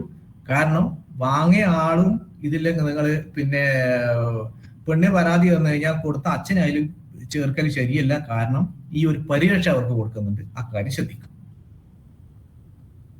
പിന്നെ ഒരു കാര്യം ശ്രദ്ധിക്കേണ്ടത്, ഞാൻ ഈ പറഞ്ഞ പോലെ കോഗ്നൈസബിൾ ഒഫൻസ് ആണെന്ന് തുടക്കത്തിൽ പറഞ്ഞു. നമ്മൾ കോഗ്നൈസബിൾ ഒഫൻസ് ആണെന്ന് ആദ്യം ചിന്തിക്കുക. Offence wherein a police officer can arrest the offender without a warrant issued by magistrate. ആ ഒരു സംഗതി ഡൗറി പ്രൊഹിബിഷൻ ആക്ട് പ്രകാരമുള്ള ഒഫൻസിന് ബാധകമല്ല. ശ്രദ്ധിക്കുക. ഞാൻ ഈ പറയുന്നത് വെച്ചാൽ വിശദമായി പറയാൻ കാരണം, ഇപ്പോൾ കേരളത്തിൽ അങ്ങോളം ഇങ്ങോളം ഒരുപാട് ക്ലാസുകൾ ഡൗറി പ്രൊഹിബിഷൻ സംബന്ധിച്ച് പിന്നെ പൊതുജനങ്ങൾക്ക് ധാരാളം ക്ലാസ് എടുത്തു കൊടുത്തു. ഇപ്പൊ അടുത്ത കാലത്ത് കാസർഗോഡ് തന്നെ 100-ൽ മേലെ ക്ലാസ് എടുത്തു കഴിഞ്ഞു. അപ്പൊ പൊതുജനങ്ങളെ സംബന്ധിച്ചിടത്തോളം കുറെ അവയർനെസ് ഉണ്ടാവും ഡൗറി പ്രൊഹിബിഷനെ കുറിച്ച്. നിങ്ങളുടെ പരാതിയുമായി ചിലപ്പോൾ വന്നേക്കാം. അപ്പോൾ അതുകൊണ്ട് ഞാൻ ശ്രദ്ധിക്കാനാണ് പ്രത്യേകിച്ച് പറയുന്നത്, സെക്ഷൻ 8 പറയുന്നത് code of criminal procedure shall apply to the offence under this act as if it were cognizable offence. അതായത് CRPCയിലെ വകുപ്പുകൾ ഡൗറി പ്രൊഹിബിഷൻ ആക്ട് പ്രകാരമുള്ള കേസസിന് കോഗ്നൈസബിൾ ഒഫൻസസ് എന്ന പോലെ ബാധകമാണ്. അത് മനസ്സിലാക്കുക. അത് എന്തിനാണെന്ന് പറയുന്നത്, 2 കാര്യം പറയുന്നുണ്ട്. ഒന്ന്, for the purpose of investigation of such offence. ആ കേസിലെ അന്വേഷണം നടത്താൻ വേണ്ടി ഒരു കോഗ്നൈസബിൾ ഒഫൻസിന് ബാധകമായ എല്ലാ പ്രൊവിഷൻസും ബാധകമാണ്. പിന്നെയോ 2, for the purpose of matters other than matters referred in section 42. Section 42 ഇതിന് ബാധകമല്ല. എന്താണ് സെക്ഷൻ 42 പറയുന്നത്? പക്ഷെ അതിൽ ചെറിയൊരു ധാരണ പിശകുണ്ടായില്ലേ. സെക്ഷൻ 42 പറയുന്നത് ഒരു നോൺ കോഗ്നൈസബിൾ ഒഫൻസ് കമ്മിറ്റ് ചെയ്താൽ, ആ പ്രതി നിങ്ങളുടെ സാന്നിധ്യത്തിൽ നിന്ന് കമ്മിറ്റ് ചെയ്താൽ, പ്രതിയുടെ പേരും വിലാസവും ചോദിക്കുമ്പോൾ പറയാൻ പിന്നെ മടിക്കുന്നുണ്ടെങ്കിൽ you can arrest without warrant. ആണ് 42. അത് ഇതിന് ബാധകമല്ല. അപ്പോൾ അത് നോൺ കോഗ്നൈസബിൾ ഒഫൻസ് പറഞ്ഞാൽ കൂടി ആ നോൺ കോഗ്നൈസബിൾ ഒഫൻസിൽ നിർദ്ദേശിക്കുന്ന arrest on account of refusal to give name and address of the offender എന്ന കാര്യം ഡൗറി പ്രൊഹിബിഷൻ ആക്ട് പ്രകാരം ഒഫൻസിന് ബാധകമല്ല. ചുരുക്കത്തിൽ ഒരു കല്യാണം നടക്കുകയാണെന്ന് വിചാരിച്ചോളൂ. Marriage ceremony is going on, അല്ലെങ്കിൽ അതിന്റെ ചുറ്റുവട്ടങ്ങളൊക്കെ നടന്നുകൊണ്ടിരിക്കുകയാണ്. അയൽവക്കത്തെ ഒരാൾ വന്നിട്ട് നിങ്ങൾക്കൊരു ഇൻഫർമേഷൻ തന്നു, അവിടെ ഡൗറി വാങ്ങിയിട്ടാണ് കല്യാണം കഴിക്കുന്നത്. ആർക്കും ഒരു criminal law set in motion ആക്കാൻ വേണ്ടി anybody can launch first information. അവരുടെ പേരും വിലാസവും നിനക്കറിയില്ല. അപ്പൊ നേരെ നിങ്ങൾ പോകുന്നു, എന്താ നിന്റെ പേരും വിലാസവും ഉണ്ടെന്നില്ല, യു കാണ്ട് അറസ്റ്റ്. മനസ്സിലായില്ലേ? അതുകൊണ്ടാണ് സെക്ഷൻ 42 എക്സ്ക്ലൂഡ് ചെയ്യുന്നത്. പിന്നെയോ arrest of A person without warrant or without order of a magistrate, അതും അതിൽ എക്സ്ക്ലൂഡൻ്റാ. മജിസ്ട്രേറ്റിന്റെ അത് ഈ ഒഫൻസ് പ്രകാരം നിങ്ങൾ പിന്നെ ഒരു കേസ് ചാർജ് ചെയ്താൽ you can't arrest the offenders without warrant issued by a magistrate.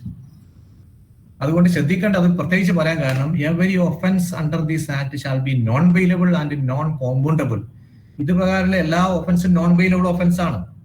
അപ്പൊ നോൺ ബെയിലബിൾ ഒഫൻസ് ആയതുകൊണ്ടും കോഗ്നൈസബിൾ ഒഫൻസ് ആയതുകൊണ്ടും നിങ്ങൾ ആ ഒരു സാങ്കേതിക അർത്ഥത്തിൽ ചിന്തിച്ചു കഴിഞ്ഞാൽ you can arrest the offender without warrant. ശരിയാണ്. പക്ഷേ ആ വാറണ്ട് പ്രകാരം വാറണ്ട് ഇല്ലാതെ അറസ്റ്റ് ചെയ്യാനുള്ള അധികാരത്തെ ലിമിറ്റ് ചെയ്യുന്നുണ്ട് ഇതിന്റെ സേവിംഗ് ക്ലോസ് പ്രകാരം. You can't arrest the offender without warrant issued by the magistrate concerned. അത് പ്രത്യേകം ശ്രദ്ധിക്കുക. കാരണം അങ്ങനെ ഒരു മാറ്റർ കൊണ്ടുവരാനുള്ള അതിന്റെ ഒരു ചേതോവികാരം മിക്കവാറും, അതായത് ഒരു കല്യാണം നടന്നുകൊണ്ടിരിക്കുകയാണ്, ആ പാർട്ടികൾ തമ്മിൽ യാതൊരു പരാതിയില്ല. ഡൗറി ചോദിച്ചു, ഡൗറി കൊടുത്തു, അതവർ ഇഷ്ടപ്രകാരം ചെയ്തു, ഒക്കെ ശരി തന്നെ. ഈ കല്യാണം കൊളാക്കാൻ വേണ്ടി അയൽവക്കക്കാരൻ ഒരു പരാതിയും കൊണ്ട് പോലീസ് സ്റ്റേഷനിൽ വരികയാണ്. ഡൗറി വാങ്ങിക്കൊണ്ടുള്ള കല്യാണമാണ് നടക്കുന്നത്, ഞാനത് സാക്ഷിയാണ്, നിങ്ങൾ FIR രജിസ്റ്റർ ചെയ്യുന്നു. അപ്പൊ ബുക്ക് നോക്കുമ്പോ നോൺ ബെയിലബിൾ, പണിഷ്മെന്റ് എത്ര, 5 വർഷം വരെ പണിഷ്മെന്റ് ഉള്ളതുണ്ട്. നേരെ പോകുന്നു, അറസ്റ്റ് ചെയ്യുന്നു. പാടില്ല. മനസ്സിലായില്ലേ? അങ്ങനെയുള്ള അറസ്റ്റ് നിരുത്സാഹപ്പെടുത്താൻ വേണ്ടിയാണ് ഇതിലൊരു സേവിംഗ് ക്ലോസ് വെക്കുന്നത്. അറസ്റ്റ് ചെയ്യരുത്, അഥവാ അറസ്റ്റ് ചെയ്യണമെങ്കിൽ you should obtain permission of a magistrate for arrest.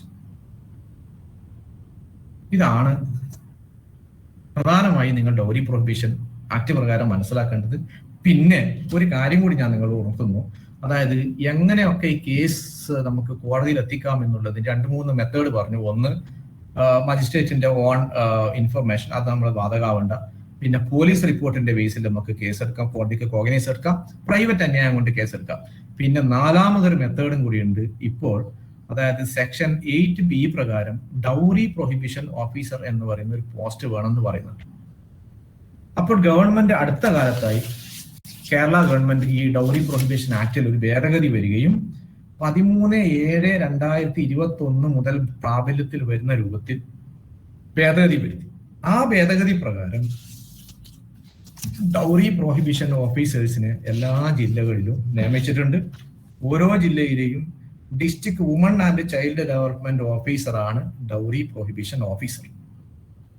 അപ്പൊ കേരള ഡൗറി പ്രൊഹിബിഷൻ റൂൾസ് പ്രകാരം 2004 റൂൾസ് പ്രകാരം ഒരു ഡൗറി പ്രൊഹിബിഷൻ ഓഫീസർക്ക് ഒരു പോലീസ് ഉദ്യോഗസ്ഥൻ ചെയ്യുന്ന ഡ്യൂട്ടി ഒക്കെ ചെയ്യാം. എന്ന് പറഞ്ഞാൽ അറസ്റ്റ് അല്ല കേട്ടോ, അറസ്റ്റ് അല്ലാതെ അന്വേഷണം സംബന്ധിച്ചിട്ട് എല്ലാ കാര്യങ്ങളും ചെയ്യാം. അവർക്ക് ആ കാര്യത്തെ കുറിച്ച് അന്വേഷിക്കാം, മൊഴി രേഖപ്പെടുത്താം, കോടതിയിൽ റിപ്പോർട്ട് കൊടുക്കാം. ആ റിപ്പോർട്ട് ഒരു പോലീസ് ഉദ്യോഗസ്ഥൻ കൊടുക്കുന്ന ഫൈനൽ റിപ്പോർട്ട് പോലെ കോടതി അത് ട്രീറ്റ് ചെയ്യും. അങ്ങനെ കോടതി അതിന്റെ മേലെ കോഗ്നൈസ് എടുക്കും. അപ്പോൾ അന്വേഷണം സംബന്ധിച്ച് അതായത് ഒരേ സമയത്ത് പാരൽ ജൂറിസ്ഡിക്ഷൻ ഉള്ളത് പോലീസിനുണ്ട്, അതുപോലെ ഡൗറി പ്രൊഹിബിഷൻ ഓഫീസറുണ്ട്. ഈ കാര്യം കൂടി മനസ്സിലാക്കണം. ഇത്രയാണ് ഡൗറി പ്രൊഹിബിഷൻ ആക്ടിനെ കുറിച്ച് ഞാൻ വളരെ ചുരുക്കി പറയുന്നു. ഇനി നമുക്ക് ഞാൻ അടുത്ത സ്റ്റേജിലേക്ക് ഒന്ന് പോകുന്നതിന് മുന്നേ ചെറിയൊരു ഇന്ററാക്ഷൻ. നിങ്ങൾക്ക് ആർക്കെങ്കിലും എന്തെങ്കിലും ഡൗട്ട് ഉണ്ടോ ഈ പറഞ്ഞതിൽ?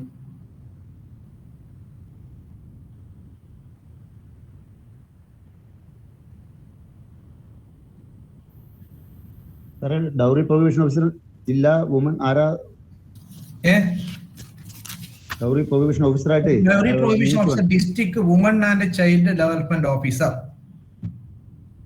Woman and child development officer എല്ലാ ജില്ലയുണ്ട്. അവർക്കാണ് ഇതിന്റെ ഡിസൈനേഷൻ പവർ കൊടുത്തത്. അവരാണ് ചൈൽഡ് പ്രൊഹിബിഷൻ ഓഫീസർ. പിന്നെ അവരുടെ ഉത്തരവാദിത്തങ്ങൾ എന്തൊക്കെയാണ് പറയുന്നുണ്ട്. അതായത് ഒരു പരാതി അവർക്ക് കൊടുക്കാം. പരാതി കിട്ടിക്കഴിഞ്ഞാൽ അവർ നേരെ കേസ് എടുക്കരുത് എന്ന് റൂൾ പറയുന്നത്. അതായത് ക്യൂരേറ്റീവ് റെമഡി, അതായത് ആ പാർട്ടികൾ തമ്മിൽ ഒന്ന് യോജിപ്പിക്കാനുള്ള മെത്തേഡ്സ് അവർ അഡോപ്റ്റ് ചെയ്യണം. വേണമെങ്കിൽ വല്ല ഡൗറി വാങ്ങിയിട്ടെങ്കിൽ തിരികെ കൊടുക്കാൻ അവർക്ക് കൽപ്പിക്കാം. എന്നിട്ടും അവർ അത് അനുസരിക്കുന്നില്ലെങ്കിൽ പ്രോസിക്യൂഷൻ നടപടിയൊക്കെ അവർക്ക് സ്വീകരിക്കാം എന്നാണ് പറയുന്നത്. 2004 റൂൾ പ്രകാരം, അതിന് മുന്നേ റൂൾ ഉണ്ടായിരുന്നു, അത് ബൈപ്പാസ് ചെയ്ത് പോയി. ആദ്യത്തെ റൂൾ പ്രകാരം ഡൗറി പ്രൊഹിബിഷൻ ഓഫീസർ പിന്നെ SP-ക്ക് റിപ്പോർട്ട് ചെയ്യണം. പിന്നെ SP-യുടെ നിർദ്ദേശപ്രകാരം കേസെടുക്കണം. ആ പ്രൊസീജിയർ ഇപ്പം പോയി.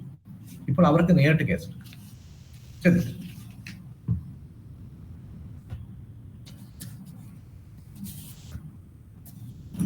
ചെറിയൊരു സംശയമുണ്ട് സാർ. SMS DSP ആണ്. നമ്മുടെ ലളിതാകുമാരി കേസ്, ഈ മാട്രിമോണിയൽ കേസുകൾ നമ്മളൊരു പ്രിലിമിനറി എൻക്വയറി വെക്കാമെന്ന് പറയുന്നത്.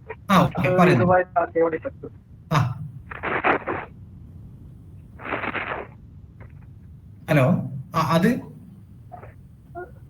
അങ്ങനെ വരുന്ന സമയത്ത് നമ്മള് മാട്രിമോണിയൽ കേസായിട്ട് നമ്മുടെ അടുത്ത് പരാതി വരുന്ന സമയത്ത് നമുക്ക് അതിലൊരു പ്രിലിമിനറി എൻക്വയറി നടത്തിയതിനു ശേഷം മറ്റ് നടപടികൾ സ്വീകരിച്ചാൽ പാടില്ലെന്നുള്ളതല്ലേ? അതായത് ലളിതകുമാരി കേസിൽ നിങ്ങൾ പറയുന്നത് ശരിയാണ്. ലളിതകുമാരി കേസിൽ മാട്രിമോണിയൽ ഒഫൻസസ് ആണെങ്കിൽ, മാട്രിമോണിയൽ ഡിസ്പ്യൂട്ട് ആണെങ്കിൽ അത് പിന്നെ പ്രിലിമിനറി എൻക്വയറി നടത്താം എന്ന് അതിലെ ആ ഒരു ലാസ്റ്റ് പാരഗ്രാഫിൽ പറയുന്നുണ്ട്.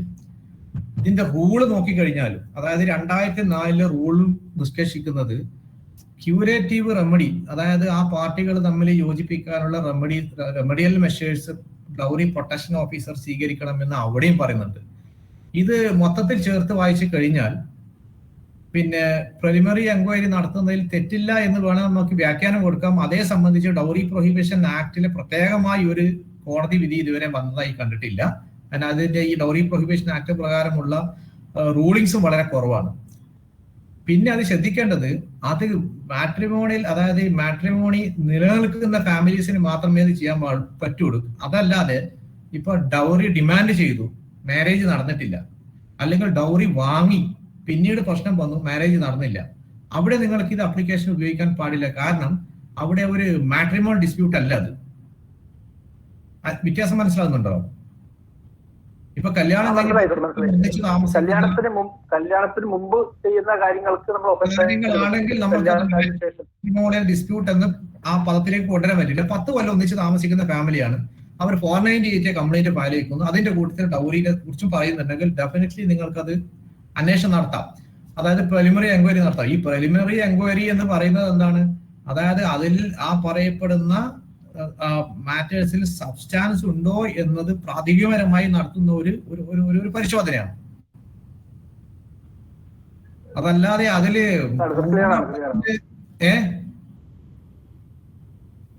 ഹലോ, അത് ക്ലിയർ ആണ് സർ. ഓക്കെ ഓക്കെ ഓക്കെ, മനസ്സിലായല്ലോ, ശരി.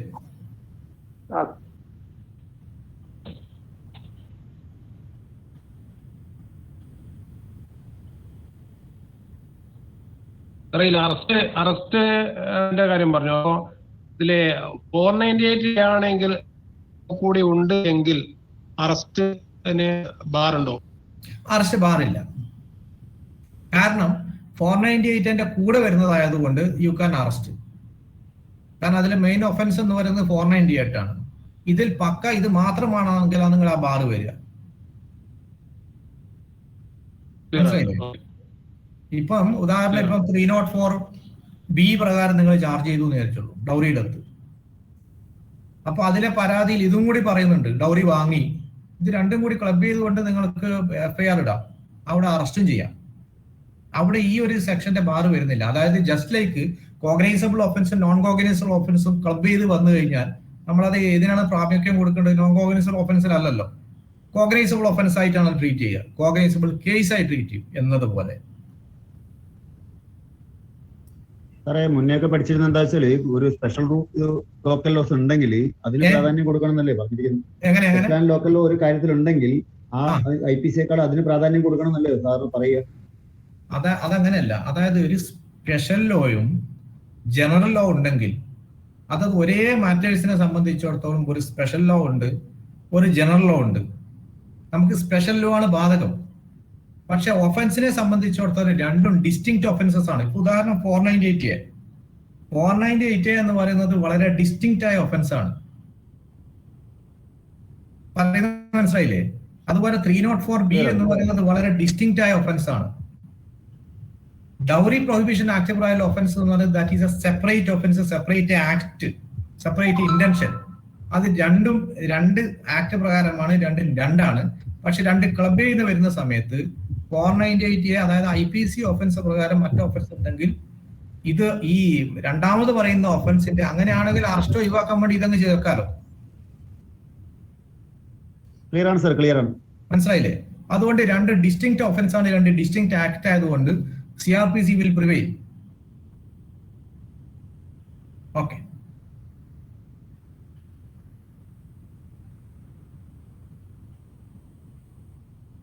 നിങ്ങൾക്ക് എത്രയാണ് ഏകദേശം ടൈം വേണ്ടത്? ഏകദേശം നിങ്ങൾക്ക് ഇന്നൊക്കെ മതിയോ?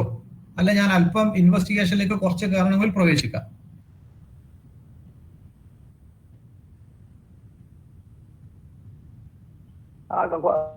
തുടർച്ചയായിട്ട് കുറച്ച് ഇൻവെസ്റ്റിഗേഷൻ പറഞ്ഞു സാർ, അതായത് ഗുണം ചെയ്യാം. ഇൻവെസ്റ്റിഗേഷൻ കൂടി പറയുന്നതായിരിക്കും സാർ ഗുണം ചെയ്യാം. കുറച്ച് പറയാം. അപ്പൊ ഞാൻ നേരത്തെ തുടക്കത്തിൽ പറഞ്ഞതുപോലെ ഇൻവെസ്റ്റിഗേഷൻ സാധാരണ സ്റ്റാർട്ട് ചെയ്യുന്നത് ആഫ്റ്റർ രജിസ്ട്രേഷൻ ഓഫ് FIR.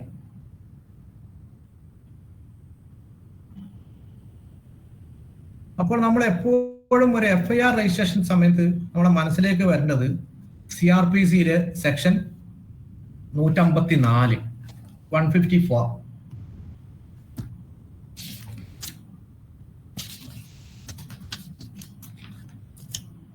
പലപ്പോഴും ഈ മജിസ്ട്രേറ്റ് കോടതിയിൽ വരുന്ന കേസിൽ ഈ കോഗ്നൈസബിൾ ഒഫൻസ് നോൺ കോഗ്നൈസബിൾ ഒഫൻസും തമ്മിലുള്ള ഒരു വേരിയേഷന്റെ പ്രശ്നം പലപ്പോഴും ധാരാളം കേസുകളിൽ മുഴച്ചു കാണാറുണ്ട്. അത് സംബന്ധിച്ച് ചിലപ്പോൾ പോലീസ് ഉദ്യോഗസ്ഥന്മാർക്ക് വരുന്ന ആ സമയത്തുള്ള ഒരു ശ്രദ്ധക്കുറവോ അല്ലെങ്കിൽ ധാരാളം കേസസ് നിങ്ങളെ ഓവർലോഡ് കൊണ്ടോ വരുന്ന ഒരു പാളിച്ച ആയിരിക്കാം. കാരണം കോഗ്നൈസബിൾ ഒഫൻസ് ഏതാണ്, നോൺ കോഗ്നൈസബിൾ ഒഫൻസ് ഏതാണ്, ആ ഒരു വേരിയേഷൻ മറന്നുകൊണ്ട് പലപ്പോഴും നേരെ FIR രജിസ്റ്റർ ചെയ്യാറുണ്ട്. ചിലപ്പോൾ ചാർജ് ഷീറ്റും ഫയലും. അതാണ് മിക്കവാറും ചിലപ്പോൾ പല കേസിലും പ്രിമേച്ചറായി ഡിസ്ചാർജിലേക്ക് കലാശിക്കും, അല്ലെങ്കിൽ ഫർദർ ആക്ഷൻ ക്ലോസ് ചെയ്യുന്നതിന് കലാശിക്കും. എസ്പെഷ്യലി IPC അല്ലാതെ നോൺ IPC ഒഫൻസ് ചാർജ് ചെയ്യുന്ന സമയത്ത് പൊതുവെ കാണാറുണ്ട്. അവിടെ കോഗ്നൈസബിൾ ഒഫൻസ് ആണോ അല്ലെങ്കിൽ നോൺ കോഗ്നൈസബിൾ ഒഫൻസ് ആണോ എന്ന് തിരിച്ചറിയാനുള്ള ഒരു പ്രശ്നം.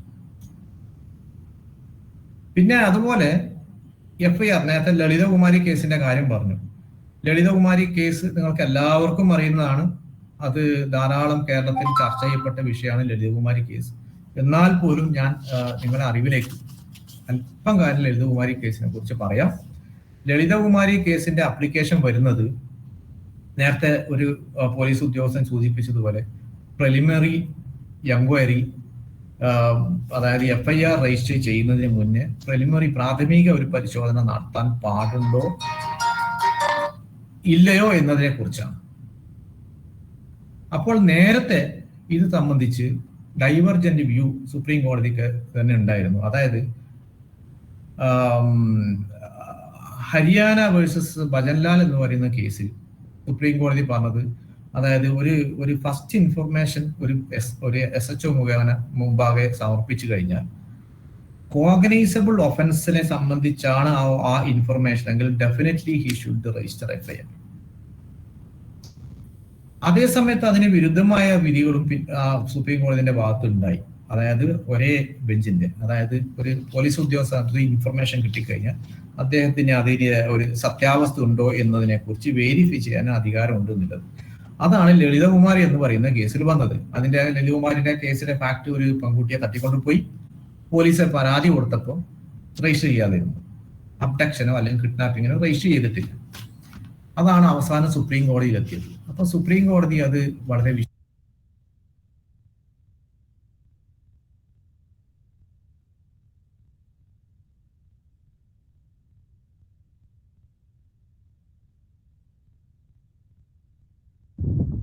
സുഹേബ് സൗണ്ട് മ്യൂട്ട് ആയിട്ടുണ്ട്. കുറെ നേരമായി മ്യൂട്ടായിട്ട് ഇല്ലല്ലോ?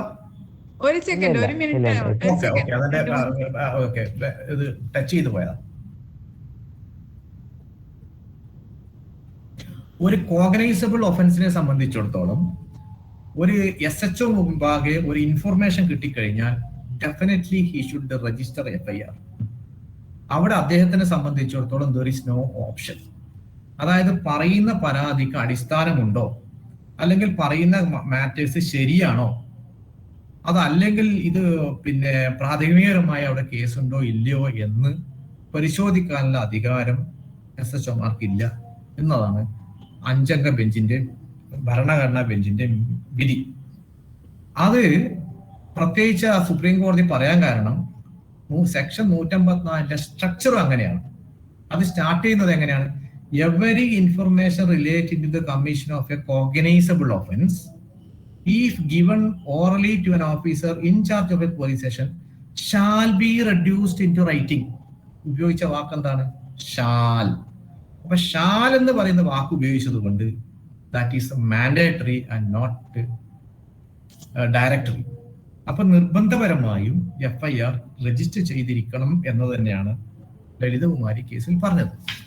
പക്ഷെ ലളിതകുമാരി കേസ് പിന്നെ അവസാനിച്ചത് നേരത്തെ പറഞ്ഞതുപോലെ ചില കാര്യത്തിൽ പോലീസ് ഉദ്യോഗസ്ഥന് വേരിഫിക്കേഷന് വേണ്ടി അതായത് അധികാരങ്ങൾ കൊടുത്തിട്ടുണ്ട്. അതൊന്നാണ് മാട്രിമോണൽ ഡിസ്പ്യൂട്ട് അല്ലെങ്കിൽ ഫാമിലി ഡിസ്പ്യൂട്ട്, പിന്നെ commercial offences, medical negligence cases, corruption case, പിന്നെ അല്ലെങ്കിൽ 3 മാസത്തിൽ മേലെ ഡിലേ അല്ലെങ്കിൽ ഇനോർഡിനേറ്റ് ഡിലേ, അബ്നോർമൽ ഡിലേ ഉള്ള കേസ്. അതായത് ഒഫൻസ് കമ്മിറ്റ് ചെയ്ത് ഒരുപാട് കാലത്തിന് ശേഷമാണ് പരാതിയും കൊണ്ട് വരുന്നതെങ്കിൽ അപ്പോഴും ആ പരാതിക്ക് സബ്സ്റ്റാൻസ് ഉണ്ടോ എന്നതിന് പ്രാഥമികപരമായി പരിശോധന നടത്താൻ പോലീസ് ഉദ്യോഗസ്ഥന് അധികാരം കൊടുക്കുന്നുണ്ട്. അപ്പോൾ ലളിതകുമാരി കേസിൽ കാര്യങ്ങൾ പറയുന്നത് registration of FIR is mandatory under section 154 of the code if the information discloses commission of a cognizable offense and no preliminary inquiry is permissible in such a situation. 1. 2. If the information does not disclose a cognizable offense but indicates necessity for an inquiry, a preliminary inquiry may be conducted only to ascertain whether cognizable offense is disclosed or not. അത് ശ്രദ്ധിക്കുക. അതായത് നിങ്ങൾക്ക് മുമ്പിൽ ഒരു പരാതിയും കൊണ്ട് ഒരാൾ വന്നു. ആ പരാതി പറയുന്നതിന്റെ സബ്സ്റ്റാൻസ് കൊണ്ട് മനസ്സിലാകുന്നത് it does not disclose a cognizable offence. അപ്പൊ you have got a doubt whether there is commission of cognizable offence or non cognizable offence. അപ്പോൾ ഏതാണ് അതിൽ അപ്ലിക്കബിൾ എന്ന് അറിയാൻ വേണ്ടി മാത്രം ഒരു എൻക്വയറി നടത്താം, ഒരു പ്രാഥമിക പരിശോധന നടത്താം. അത് എന്തിന്? പറയുന്നതിന്റെ സത്യാവസ്ഥ എന്താണെന്ന് അറിയാനല്ല, മറിച്ച് ഒരു കോഗ്നൈസബിൾ ഒഫൻസ് ആണോ അല്ല നോൺ കോഗ്നൈസബിൾ ഒഫൻസ് ആണോ, ഇത് രണ്ടും തമ്മിലുള്ള ഏതാണോ എന്ന് അറിയാൻ വേണ്ടി ഒരു പരിശോധന നടത്താം. പിന്നെ പറയുന്നു if the enquiry discloses commission of a cognizable offence FIR must be registered. In case where preliminary inquiry ends in closing complaint, a copy of the entry entry of such a closure must be supplied to the first informant forthwith and not later than 1 week. As a refer report കൊടുക്കുന്നെങ്കിൽ information should be given to the first informant. പിന്നെ അതിന്റെ supreme കോടതി പറയുന്നതിന്റെ 4ാം close വളരെ ശ്രദ്ധിക്കണം. The police officer cannot avoid his duty of registering offense if cognizable offense is disclosed. ഒരു cognisable offence disclose ചെയ്തു കഴിഞ്ഞാൽ police ഉദ്യോഗസ്ഥന് ഒരിക്കലും അദ്ദേഹത്തിന്റെ ഡ്യൂട്ടി അവോയ്ഡ് ചെയ്യാൻ പാടില്ല. പിന്നെ പറയാൻ ശ്രദ്ധിക്കൂ, action must be taken against erring officers who do not register the FIR if information received by him discloses a cognizable offense. അപ്പോൾ അങ്ങനെ ആരെങ്കിലും ഉദ്യോഗസ്ഥരുണ്ടെങ്കിൽ, അതായത് ഒരു ഇൻഫർമേഷൻ സപ്ലൈ ചെയ്തിട്ടും കിട്ടിയിട്ടും കോഗ്നൈസബിൾ ഒഫൻസിനെ സംബന്ധിച്ചിടത്തോളം ഇൻഫർമേഷൻ കിട്ടിയിട്ടും FIR രജിസ്റ്റർ ചെയ്യുന്നതിൽ നിന്ന് ഒഴിവായി നിൽക്കുന്നുണ്ടെങ്കിൽ അത്തരം പോലീസ് ഉദ്യോഗസ്ഥർക്കെതിരെ SHOമാർക്കെതിരെ ആക്ഷൻ എടുക്കണം എന്ന് സുപ്രീം കോടതിയുടെ ഡയറക്ഷൻ ഉണ്ട്. അതുകൊണ്ട് സുപ്രീം കോടതിയുടെ ഏത് ഡയറക്ഷനും ഭരണഘടന പ്രകാരം ലോ ഓഫ് ദി ലാൻഡ് ആണ്. അത് നമുക്കൊക്കെ എല്ലാവർക്കും ബൈൻഡിങ് ആണ്. അങ്ങനെ ഒരു ആക്ഷൻ വന്നു കഴിഞ്ഞാൽ നിങ്ങൾക്ക് അതിൽ നിന്ന് പ്രിയപ്പെട്ട പോലീസ് ഉദ്യോഗസ്ഥർ ശ്രദ്ധിക്കുക, അതിൽ നിന്ന് അത് ബുദ്ധിമുട്ടായി മാറും. കാരണം അത് പ്രൂവ് ചെയ്യപ്പെട്ടാൽ നിങ്ങൾക്ക് ഡിപ്പാർട്ട്മെന്റ് എൻക്വയറി ആയാലും ശരി എങ്ങനെയായാലും അതുകൊണ്ട് അത് വളരെയധികം ശ്രദ്ധിക്കുക.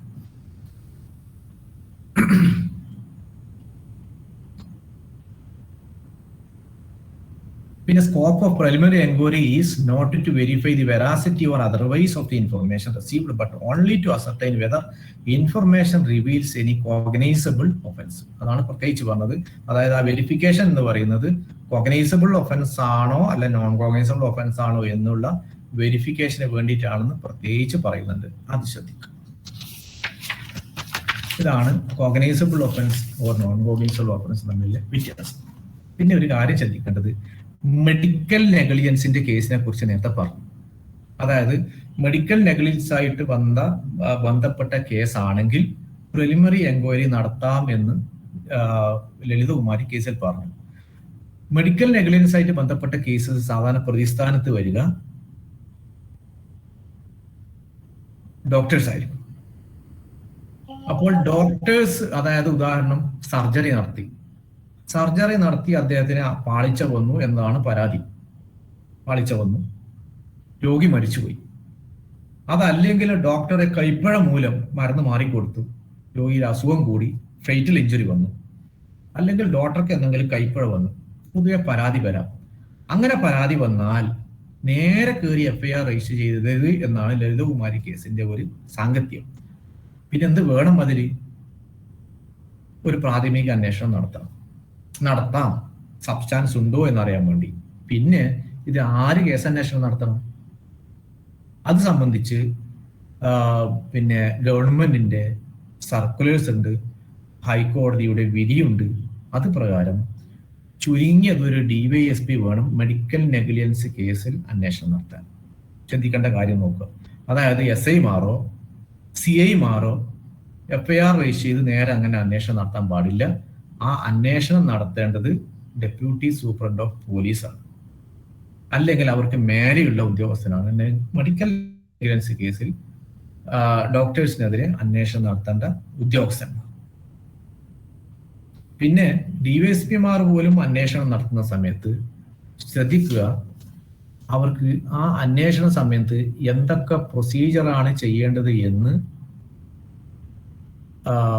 പ്രത്യേകിച്ച് ഗവൺമെന്റിന്റെ ഒരുപാട് സർക്കുലേഴ്സ് ഉണ്ട്. ആ സർക്കുലർ പ്രകാരം ഒരുപാട് സർക്കുലർ 1982 മുതൽ വന്നിട്ടുണ്ട്. പല സർക്കുലർ ഞാൻ വിശദമായി പറയുന്നില്ല, സർക്കുലറും പിന്നീട് മാറി മാറി വന്നിട്ടുണ്ട്. അവസാനത്തെ ലാസ്റ്റ് സർക്കുലർ പ്രകാരം പിന്നെ അതായത് ഈ അന്വേഷണ ഉദ്യോഗസ്ഥൻ DYSP മെഡിക്കൽ നെഗ്ലിജൻസായി ബന്ധപ്പെട്ട ക്രിമിനൽ കേസിൽ അന്വേഷണം നടത്തുന്ന സമയത്ത് അതിന്റെ ഫാക്ട് ഫൈൻഡിങ് പ്രൊസീജിയർ എന്ന നിലയിൽ ഒരു എക്സ്പേർട്ട് പാനൽ കമ്മിറ്റിയുടെ ഒപ്പീനിയൻ വാങ്ങണം. അത് ആരൊക്കെയാണെന്ന് റെഗുലറിൽ പറഞ്ഞ് ഞാൻ വിശദമായിട്ട് ഇപ്പം പറയുന്നില്ല. ആ പാനലിലേക്ക്, അതായത് DMO ഉൾപ്പെടെയുള്ള ആൾക്കാരുള്ള പാനലിലേക്ക് ഈ വിഷയം സമർപ്പിക്കണം അന്വേഷണം സ്റ്റാർട്ട് ചെയ്യുന്നതിന് മുന്നേ. ആ പാനൽ ഇത് പരിശോധിച്ച് ഒരു ഫൈൻഡിങ്ങിലെത്തണം. ആ ഫൈൻഡിങ് പ്രകാരം മെഡിക്കൽ നെഗ്ലിജൻസ് ഉണ്ട് എന്നാണ് റിപ്പോർട്ടെങ്കിൽ ഈ ക്യാൻ പ്രൊസീഡ്. അത് അല്ല എന്നാണെങ്കിൽ അദ്ദേഹത്തിന് വീണ്ടും റെമഡി ഉണ്ട്, പിന്നെയും എക്സ്പേർട്ട് ഒപ്പീനിയൻ തേടാവുന്നതാണ്. അതല്ലെങ്കിൽ ആ റിപ്പോർട്ട് പ്രകാരം അദ്ദേഹത്തിന്, അതായത് അങ്ങനെ ഒരു മെഡിക്കൽ നെഗ്ലിജൻസ് ഇല്ല എന്നാണ് റിപ്പോർട്ടെങ്കിൽ he can file a causal report. ഇനി ആ ഡോക്ടർക്ക് അതിൽ അഗ്രീവ്ഡ് ആണെങ്കിൽ അദ്ദേഹത്തിന് അപ്പീൽ ഫോറം ഉണ്ട്, അപ്പീൽ ഫോറത്തിലേക്ക് പോകാനൊക്കെ അധികാരമുണ്ട്. അത് ശ്രദ്ധിക്കുക.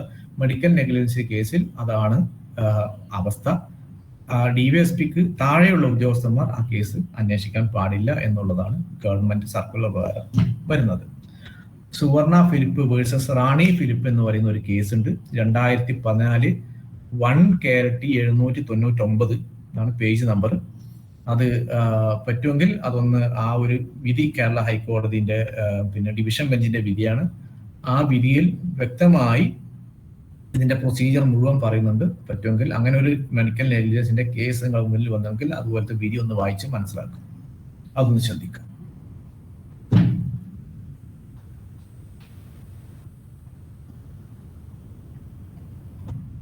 പിന്നെ ഫസ്റ്റ് ഇൻഫർമേഷൻ സ്റ്റേറ്റ്മെന്റ് ഒരാൾ വന്ന് മൊഴി പറയുന്ന സമയത്ത് അത് നിങ്ങൾ റെക്കോർഡ് ചെയ്യുമ്പോഴും ശ്രദ്ധിക്കണം. കാരണം അത് സബ്സ്റ്റാൻറ്റീവ് എവിഡൻസ് അല്ല. അത് എല്ലാവർക്കും അറിയുന്ന കാര്യമാണ്. FIR is not a substantive evidence. പക്ഷേ FI സ്റ്റേറ്റ്മെന്റിനെ സംബന്ധിച്ചിടത്തോളം അത് കോടതിയിലേക്ക് എത്തിക്കഴിഞ്ഞാൽ കോടതിയിൽ പ്രതിയെ സംബന്ധിച്ചിടത്തോളം അത് കോൺട്രഡിക്ഷൻ ഉപയോഗിക്കാം. അവിടെയാണ് പലപ്പോഴും നമുക്ക് പ്രോസിക്യൂഷൻ കേസുകളിൽ ഈ പാകപ്പിഴകൾ വരുന്നത്. FIR സബ്സ്റ്റാൻറ്റീവ് എവിഡൻസ് അല്ല എന്നത് ശരി തന്നെയാണ്. പക്ഷേ അതിനൊരു കൊറോബറേറ്റീവ് വാല്യൂ ആണ് സാധാരണ FI സ്റ്റേറ്റ്മെന്റിനുള്ളത്. പ്രോസിക്യൂഷനെ സംബന്ധിച്ചിടത്തോളം FI സ്റ്റേറ്റ്മെന്റ് അല്ലെങ്കിൽ FIR എന്ന് പറയുന്നത് കൊറോബറേഷൻ ഉപയോഗിക്കാം. അതായത് പ്രോസിക്യൂഷൻ ആരോപിക്കുന്ന ആരോപണത്തെ ഒന്ന് സപ്പോർട്ട് ചെയ്യാൻ വേണ്ടി ഒരു ചെറിയ താങ്ങായി ഉപയോഗിക്കാം. പ്രതിയെ സംബന്ധിച്ചിടത്തോളം അത് കോൺട്രഡിക്ഷൻ ഉപയോഗിക്കാം. അപ്പോൾ കോൺട്രഡിക്ഷൻ ഉപയോഗിക്കുന്ന സമയത്ത് കോൺട്രഡിക്ഷൻ എത്രത്തോളം ഒരു കേസിൽ വരുന്നുണ്ടോ അത്രത്തോളം നിങ്ങളുടെ പ്രോസിക്യൂഷൻ കേസിൽ വീക്ക്നെസ് വരും. ഞാൻ നേരത്തെ പറഞ്ഞ സെക്ഷൻ 3 പ്രകാരം കോടതി നോക്കുക, എവിഡൻസ് ഇവാലുവേറ്റ് ചെയ്യുന്ന സമയത്ത് whether a fact is said to be proved. ഞാൻ നേരത്തെ പറഞ്ഞില്ലേ, whether the judge believes the fact to exist. അതായത് ഒരു ഫാക്ട് എക്സിസ്റ്റ് ചെയ്യുന്നു എന്ന് സെക്ഷൻ 3 ഓഫ് എവിഡൻസ് ആക്ടിന്റെ ടച്ച് സ്റ്റോൺ വെച്ച് ഒരു ജഡ്ജ് പരിശോധിക്കുമ്പോൾ അദ്ദേഹത്തിനെ സംബന്ധിച്ചിടത്തോളം അത് ബിലീവബിൾ ആയ ഒരു കേസ് ഉണ്ടാവണം. ബിലീവബിൾ ആയിരിക്കണം നമ്മുടെ സ്റ്റോറി, ബിലീവബിൾ ആയിരിക്കണം കോടതിക്ക് മുന്നിലുള്ള തെളിവുകൾ. അപ്പോൾ FI സ്റ്റേറ്റ്മെന്റ് രേഖപ്പെടുത്തുന്ന സമയത്ത് വളരെ കാഷ്വലി അശ്രദ്ധമായി ബേജാറ് പിടിച്ച് അങ്ങനെയൊക്കെ എഴുതി കഴിഞ്ഞു. പിന്നീട് 161 വരുന്ന സമയത്ത് കുറച്ചും കൂടി വേറെ വേർഷൻ വന്നു കഴിഞ്ഞാൽ കോടതിയിൽ വരുന്ന സമയത്ത് അപ്പോഴാണ് ബുദ്ധിമുട്ട് വരിക. കാരണം പ്രതിഭാഗം അഭിഭാഷകർ ഇത് രണ്ടും തമ്മിലുള്ള വേരിയേഷൻ പഠിക്കും, രണ്ടും തമ്മിൽ കമ്പയർ ചെയ്യും, രണ്ടും തമ്മിൽ കോൺട്രഡിക്ഷൻ കൊണ്ടുവരും. അപ്പോൾ FI സ്റ്റേറ്റ്മെന്റ് രേഖപ്പെടുത്തുമ്പോൾ FI സ്റ്റേറ്റ്മെന്റ് സബ്സ്റ്റാൻറ്റീവ് എവിഡൻസ് അല്ല എന്ന് പറയുന്നത് അതിന് എവിഡൻഷ്യറി വാല്യൂ ഇല്ല എന്നല്ല. സബ്സ്റ്റാൻറ്റീവ് എവിഡൻസും കൊറോബറേറ്റീവ് എവിഡൻസ് തമ്മിലൊരു വ്യത്യാസം മനസ്സിലാക്കാം. സബ്സ്റ്റാൻറ്റീവ് എവിഡൻസും കൊറോബറേറ്റീവ് എവിഡൻസ് തമ്മിൽ പ്രധാന വ്യത്യാസം എന്ന് പറയുന്നത് ഒരു സബ്സ്റ്റാൻറ്റീവ് എവിഡൻസ് ആയ മാറ്ററെ സംബന്ധിച്ച് അത് മാത്രം വെച്ചുകൊണ്ട് കോടതിക്ക് കൺവിക്ട് ചെയ്യാം. ഒരാൾ കോടതിയിൽ കൊടുക്കുന്ന മൊഴി ദാറ്റ് ഈസ് സബ്സ്റ്റാൻറ്റീവ് എവിഡൻസ്. അതായത് ഇഞ്ചുറി പറ്റിയ ഒരു ഐ വിറ്റ്നസ് അല്ലെങ്കിൽ ഇഞ്ചുറി പറ്റിയ ഒരു വിക്ടിം കോടതിക്ക് ഒരു മൊഴി കൊടുത്താൽ ദാറ്റ് ഈസ് സബ്സ്റ്റാൻറ്റീവ് എവിഡൻസ്. കോടതിക്ക് ആ മൊഴി മാത്രം മതി ഒരു പ്രതിയെ കൺവിക്ട് ചെയ്യാൻ. കാരണം എവിഡൻസ് ആക്ട് പ്രകാരം ഒരു ഫാക്ട് പ്രൂവ് ചെയ്യാൻ ഇത്ര സാക്ഷികൾ വേണമെന്നൊന്നും നിർബന്ധമില്ല. 134 ഓഫ് എവിഡൻസ് ആക്ട് ഒരാളെ മൊഴി പ്രകാരം കൊണ്ട് പ്രൂവ് ചെയ്യാം. FI സ്റ്റേറ്റ്മെന്റിനെ സംബന്ധിച്ചിടത്തോളം ആ ഒരു നേച്ചർ ഇല്ല. FI സ്റ്റേറ്റ്മെന്റ് മാത്രമുണ്ട്, ഐ വിറ്റ്നസിന്റെ മൊഴിയില്ല അല്ലെങ്കിൽ വിക്ടിമിന്റെ മൊഴിയില്ല. FI സ്റ്റേറ്റ്മെന്റ് വെച്ച് മാത്രം ഒരു പ്രതിയെ കൺവിക്ട് ചെയ്യാൻ പാടില്ല. അതാണ് FIS is not a substantive evidence എന്ന് പറയുന്നതിന്റെ സാങ്കത്യം. പക്ഷേ അത് സബ്സ്റ്റാൻറ്റീവ് എവിഡൻസ് അല്ലെങ്കിൽ കൂടി നിങ്ങൾ പ്രോസിക്യൂഷൻ കേസിനെ വീക്ക് ആക്കാൻ അത് പര്യാപ്തമാവും. എങ്ങനെ? കോൺട്രഡിക്ഷൻ അതിലുണ്ടെങ്കിൽ, അതിൽ ഡിലേ ഉണ്ടെങ്കിൽ. അപ്പോൾ FI സ്റ്റേറ്റ്മെന്റ് തയ്യാറാക്കുമ്പോൾ പ്രാഥമികമായിട്ട് മനസ്സിലാക്കേണ്ടത് ഒരു ഒഫൻസ് കമ്മിറ്റ് ചെയ്തിട്ടുണ്ടെങ്കിൽ ആ ഒഫൻസിനെ സംബന്ധിച്ചിടത്തോളം കോടതിയിൽ അത് പ്രൂവ് ചെയ്യാൻ വേണ്ടി മൊഴി കൊടുക്കുമ്പോൾ ആ മൊഴിയിൽ കോടതി വിശ്വസിക്കാൻ വേണ്ടി മാത്രമുള്ള material facts shall be stated in the FIS. മനസ്സിലായല്ലോ? മനസ്സിലായല്ലോ? മെറ്റീരിയലി ഒരു അടി നടന്നു കഴിഞ്ഞ് ഒരാൾക്ക് 324 പ്രകാരമുള്ള ഒഫൻസ് കമ്മിറ്റ് ചെയ്താൽ അതിൽ എന്തൊക്കെയാണ് അതിന്റെ പ്രധാന ഇൻഗ്രീഡിയൻസ്? അതിൽ വരണം അദ്ദേഹത്തിന് പരിക്ക് പറ്റണം, ഒരു ഡേഞ്ചറസ് വെപ്പൺ ഉപയോഗിക്കണം, അത് ഉപയോഗിച്ച് അതായത് ഒരു ഒഫൻഡർ ഉണ്ടായിരിക്കണം, പ്ലേസ് ഓഫ് ഒക്കറൻസ് ഉണ്ടായിരിക്കണം, ടൈം ഓഫ് ഒക്കറൻസ് ഉണ്ടായിരിക്കണം. ഇതൊക്കെ പ്രധാന മെറ്റീരിയലി വേണ്ടുന്ന കാര്യങ്ങൾ FI സ്റ്റേറ്റ്മെന്റിലുണ്ട്. പക്ഷെ നമ്മൾ കോടതി വിധികൾ നോക്കിയാൽ കാണാം FIS is not an encyclopedia of events എന്ന് കാണാം. അങ്ങനെ വിധികളുണ്ട്. അതായത് FI സ്റ്റേറ്റ്മെന്റ് ഒരു എൻസൈക്ലോപീഡിയ അല്ല എന്ന് പറഞ്ഞതിന്റെ ഉദ്ദേശം എന്ന് പറയുന്നത് FI സ്റ്റേറ്റ്മെന്റിൽ each and every minute points മുഴുവനും എഴുതണം എന്ന് നിർബന്ധമില്ല എന്നേ ഉദ്ദേശിക്കുന്നുള്ളൂ. Material allegation shall be stated in FI statement. അത് ശ്രദ്ധിക്കാം. അതുകൊണ്ടാണ് പലപ്പോഴും FI സ്റ്റേറ്റ്മെന്റ് രേഖപ്പെടുത്തുമ്പോൾ തന്നെ പ്ലേസ് ഓഫ് ഒക്കറൻസ് ചിലപ്പോൾ ഒഴിവാകും, ടൈം ഓഫ് ഒക്കറൻസ് ഒഴിവാകും, നെയിം ഓഫ് അസൈലന്റ് ചിലപ്പോൾ പറഞ്ഞു കാണില്ല, എന്താണോ ആയുധം ഉപയോഗിച്ചത് ചിലപ്പോൾ വിട്ടുപോയിട്ടുണ്ടാവാം. ഇതൊക്കെ വരുന്ന സമയത്ത് നിങ്ങൾ അത് കഴിഞ്ഞ് 161 സ്റ്റേറ്റ്മെന്റ് രേഖപ്പെടുത്തുന്ന സമയത്ത് വിശദമായിട്ട് എഴുതും. പക്ഷേ കോടതിയിലെത്തുന്ന സമയത്ത് രണ്ട് വേർഷനായി കോൺട്രഡിക്ഷൻ കൊണ്ടുവരാൻ വേണ്ടി അഭിഭാഷകരെ സംബന്ധിച്ചിടത്തോളം ധാരാളം മെറ്റീരിയൽസ് വരും, കേസ് വീക്കാവും. അതുകൊണ്ട് FI സ്റ്റേറ്റ്മെന്റ് ഞാൻ ഒന്നും കൂടി പറയുന്നു, അതിന്റെ ഉദ്ദേശം എന്ന് പറയുന്നത് കൊറോബറേഷൻ ആണ് അല്ലെങ്കിൽ കോൺട്രഡിക്ഷൻ ആണ്. പ്രോസിക്യൂഷൻ കൊറോബറേറ്റ് ചെയ്ത പ്രതിയെ സംബന്ധിച്ചിടത്തോളം കോൺട്രഡിക്ഷന് കൊണ്ടുവരാനുള്ള അധികാരം ഉണ്ട് എന്ന കാര്യം മനസ്സിലാക്കുക. അതുകൊണ്ട് FI statement, recording of FI statement എന്ന് പറയുന്നത് പ്രധാനമായ ഒരു ഘടകമാണ്. വളരെ ശ്രദ്ധിച്ചുകൊണ്ട് രേഖപ്പെടുത്തണം. അതായത് ഇൻഫോർമന്റിന്റെ സിഗ്നേച്ചർ വാങ്ങണം. പിന്നെ ഡിലേ ഉണ്ടെങ്കിൽ ഡിലേ എക്സ്പ്ലെയിൻ ചെയ്യണം. പലപ്പോഴും എന്താ ഡിലേ ഉണ്ടെങ്കിൽ ഡിലേ FI സ്റ്റേറ്റ്മെന്റ് ചിലപ്പോൾ പറയില്ല. പിന്നീട് 161 സ്റ്റേറ്റ്മെന്റ് വരുമ്പം അതിൽ ഡിലേ എക്സ്പ്ലെയിൻ ചെയ്യും. മതിയാവില്ല. കാരണം 161 സ്റ്റേറ്റ്മെന്റിൽ ഡിലേ പറഞ്ഞു കഴിഞ്ഞാൽ, ഡിലേ എക്സ്പ്ലെയിൻ ചെയ്ത് കഴിഞ്ഞാൽ പ്രോസിക്യൂഷനെ സംബന്ധിച്ചിടത്തോളം അത് ഒന്നിനും എടുക്കാൻ പറ്റില്ല. കാരണം എന്താ? 162ന്റെ ബാർ വന്നു. ഒരു പ്രോസിക്യൂഷൻ കേസിനെ സംബന്ധിച്ചിടത്തോളം സെക്ഷൻ 162ന്റെ ബാർ വരുന്നതുകൊണ്ട് പ്രോസിക്യൂഷനെ അതിൽ പറയുന്ന എക്സ്പ്ലനേഷൻ എടുത്ത് ഉദ്ധരിച്ച് കോടതിയിൽ പറയാൻ പറ്റില്ല, എടുക്കാൻ പറ്റില്ല. പ്രതിയെ സംബന്ധിച്ചിടത്തോളം അത് യൂസ് ചെയ്യാൻ കോൺട്രഡിക്ഷൻ ആയിട്ട് ഉപയോഗിക്കാം. അതുകൊണ്ട് എപ്പോഴൊക്കെ ഡിലേ ഉണ്ടോ, അത് എത്ര ചെറുതായാലും എത്ര വലുതായാലും ഡിലേ ഉണ്ടെങ്കിൽ delay should be reasonably explained. അത് FI സ്റ്റേറ്റ്മെന്റിൽ തന്നെ പറയണം. ഇപ്പൊ രാവിലെ ഒഫൻസ് കമ്മിറ്റ് ചെയ്തു, വീട്ടിൽ വെറുതെ ഇരുന്നു അടിയും കൊണ്ടിട്ട്, രാത്രി വന്നിട്ടാണ് പോലീസ് സ്റ്റേഷനിൽ വന്ന് പരാതി പറയുന്നത്. അപ്പോൾ അവിടെ മണിക്കൂറുകൾ വരുന്ന ഡിലേ വന്നു. അതല്ലെങ്കിൽ അന്ന് അവിടെ കടന്നുറങ്ങി, അല്ലെങ്കിൽ പിറ്റേന്നും കടന്നുറങ്ങി. 3-ാം ദിവസമാണ് അല്ലെങ്കിൽ സെറ്റിൽമെന്റ് ടോക്ക് നടക്കുന്നുണ്ടാവും. 3-ാം ദിവസം അത് പറഞ്ഞ് തെറ്റിയിട്ടുണ്ടാവും. 3-ാം ദിവസം വന്ന് സ്റ്റേഷനിൽ പരാതി പറയുന്നു. 2-3 ദിവസത്തെ ഡിലേ വന്നു. അപ്പോൾ എന്താണ് ഡിലേ? ഡിലേക്കുള്ള കാരണം എന്താണ്? അത് FI സ്റ്റേറ്റ്മെന്റിൽ അത് പ്രത്യേകിച്ച് പറയണം. കാരണം unexplained delay is always fatal to prosecution case. ഇപ്പൊ നമ്മൾ വിചാരിക്കും ഇത് ലിമിറ്റേഷൻ ഇല്ലേന്ന്. കാരണം നേരത്തെ ഞാൻ പറഞ്ഞല്ലോ ലിമിറ്റേഷൻ, അതായത് പിന്നെ സെക്ഷൻ 468 പ്രകാരം, അതായത് 3 കൊല്ലം വരെ പണിഷബിൾ ആയ ഒഫൻസ് ആണെങ്കിൽ 3 കൊല്ലത്തിനുള്ളിൽ ചാർജ് ഷീറ്റ് ഫയൽ. അത് ശരി തന്നെയാണ്. അത് എന്തിനാണ്? അത് കോടതി കോഗ്നൈസൻസ് എടുക്കാനുള്ള ലിമിറ്റേഷൻ ആണ്. അത്രയും ലിമിറ്റേഷൻസ് പറയുന്നുണ്ട്. പക്ഷെ അതിൻ്റെ ഉള്ളിൽ നിങ്ങൾക്ക് എപ്പോഴും കോടതിയിൽ കേസ് കൊടുക്കാം, കോടതി ഫൈനൽ റിപ്പോർട്ട് ആക്സെപ്റ്റ് ചെയ്യും. പക്ഷേ എത്ര തന്നെ ഡിലേ വരുന്നോ, അത് ചെറിയ ഡിലേ ആയാലും, അതായത് മൈന്യൂട്ട് ഡിലേ അല്ല ഞാൻ പറയുന്നത്. അതായത് ഒരു ഒഫൻസ് കമ്മിറ്റ് ചെയ്തു, അത് ഓടി വന്നിട്ട് സ്റ്റേഷനിലേക്ക് വന്ന് പറയുമ്പോൾ അല്ലെങ്കിൽ ഹോസ്പിറ്റലിൽ പോകുമ്പോഴുള്ള നോർമൽ ചെറിയ ഡിലേ അല്ല. ഫെയ്റ്റലായ ലോങ് ഡിലേ അല്ലെങ്കിൽ റീസണബിൾ ആയിട്ട് വരുന്ന ഒരു ഡിലേ ഉണ്ടെങ്കിൽ ആ ഡിലേ എന്തൊക്കെയാണോ അതിന് കാലതാമസം വരുന്നത് അതിനുള്ള reasonable explanation should be stated. കളവ് നടന്നു, 10 ദിവസം കഴിഞ്ഞിട്ടാണ് പരാതി. അപ്പോൾ ആ പരാതിക്കാരനോട് ചോദിക്കുക, എന്താണ് നിങ്ങൾ 10 ദിവസം നിങ്ങൾക്ക് പരാതിക്കാൻ കാരണം? അദ്ദേഹത്തിന് ഒരു റീസൺ ഉണ്ടാവും, ഒരു റീസണബിൾ എക്സ്പ്ലനേഷൻ ഉണ്ടാവും. ആ റീസണബിൾ എക്സ്പ്ലനേഷൻ നിങ്ങൾ FI സ്റ്റേറ്റ്മെന്റിൽ രേഖപ്പെടുത്തണം. അങ്ങനെയാണ് ധാരാളം പിന്നെ കോടതി വിധികൾ അങ്ങനെയാണ് കിടക്കുന്നത്.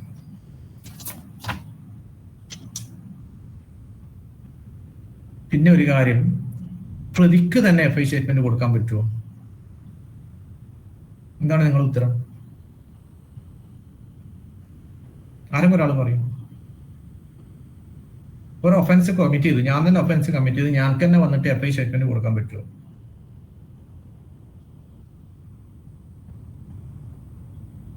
പല കേസുകളിലും ചില കേസുകളിൽ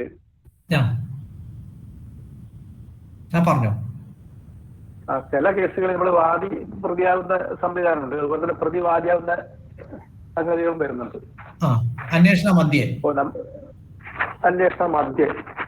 കാരണം എന്ന് പറഞ്ഞാൽ ഇപ്പോൾ സ്റ്റേറ്റ്മെന്റ് തന്ന വാദിയായിരിക്കും കുറച്ച് കഴിയുമ്പോൾ അന്വേഷിച്ച് വരുമ്പോൾ പ്രതിയായിട്ട് മാറുന്നത്.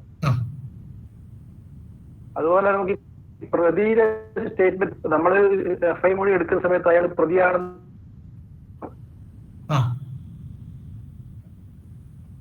അങ്ങനെയാകുന്ന സമയത്ത് നമുക്ക് FI സ്റ്റേറ്റ്മെന്റ് ആക്കി എടുക്കാൻ പറ്റില്ലേ?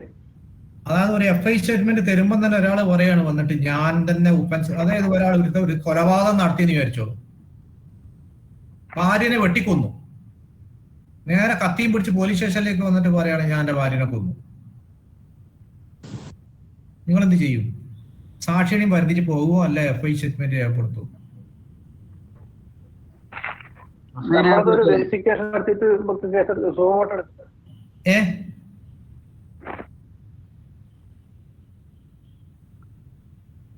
FI രേഖപ്പെടുത്തില്ല സർ, സെൽഫ് ഇൻക്രിമിനേറ്റിംഗ് സ്റ്റേറ്റ്മെന്റ് ആയതുകൊണ്ട്. സെൽഫ് ഇൻക്രിമിനേറ്റിംഗ് സ്റ്റേറ്റ്മെന്റ് ആയതുകൊണ്ട് FI എടുക്കൂല, അത് വെരിഫൈ ചെയ്തിട്ട് സുമോട്ടോ പറഞ്ഞ കേട്ട ഓഫീസർ എടുക്കും.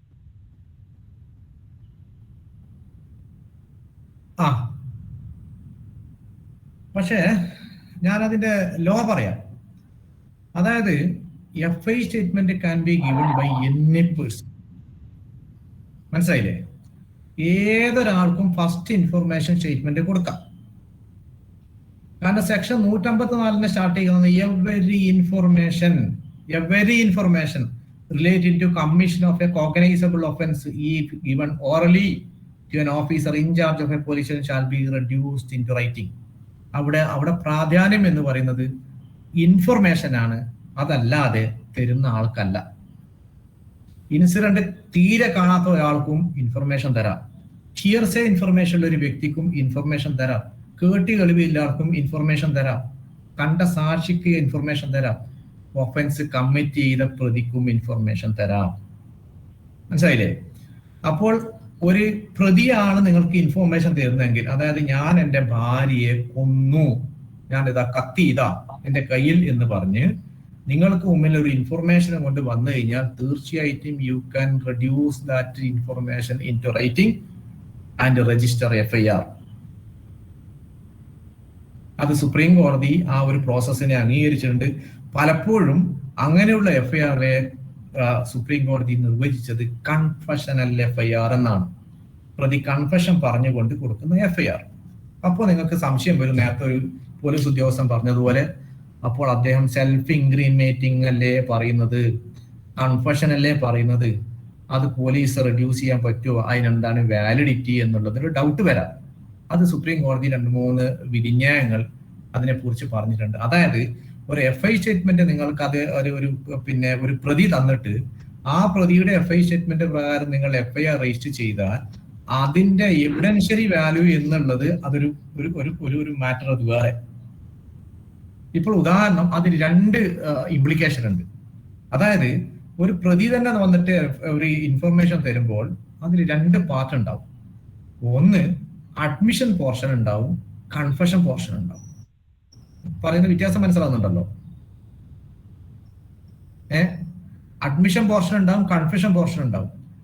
അഡ്മിഷൻ പോർഷൻ ആ പ്രതിക്കെതിരെ ഉപയോഗിക്കാം, കൺഫഷൻ പോർഷൻ പറ്റില്ല. അതായത് കോടതിയിൽ തെളിവ് വരുന്ന സമയത്ത് ഞാനൊരു കാര്യം ഉദാഹരണം പറഞ്ഞുതരാം. അതായത് ഒരു പ്രതി അദ്ദേഹത്തെ ഭാര്യയെ കൊന്ന് കിണറ്റിലിട്ടു. ശ്രദ്ധിക്കുക, കിണറ്റിലിട്ടു. പോലീസ് സ്റ്റേഷനിൽ അയാൾ നേരെ വന്നിട്ട് പറയാണ്, ഞാൻ കിണറിലേക്ക് എത്തി നോക്കുന്ന സമയത്ത്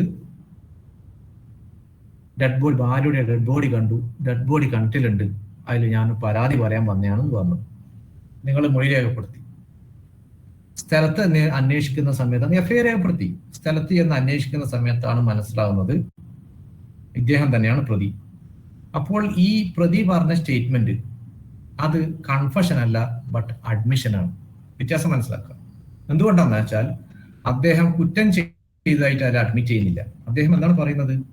ഡെഡ് ബോഡി കിണറ്റിലുണ്ട്, ഞാനത് കണ്ടിട്ടുണ്ട്, അതെന്റെ ഭാര്യയുടേതാണ് എന്ന് പറയുന്നത് ഡെഡ് ബോഡി കണ്ടു എന്ന മാറ്റേഴ്സ് അയാൾ കൊടുക്കുന്ന അഡ്മിഷനാണ്. ആ അഡ്മിഷൻ കേസ് വരുന്ന സമയത്ത് സെക്ഷൻ 21 പ്രകാരം അഡ്മിസിബിൾ ആവും.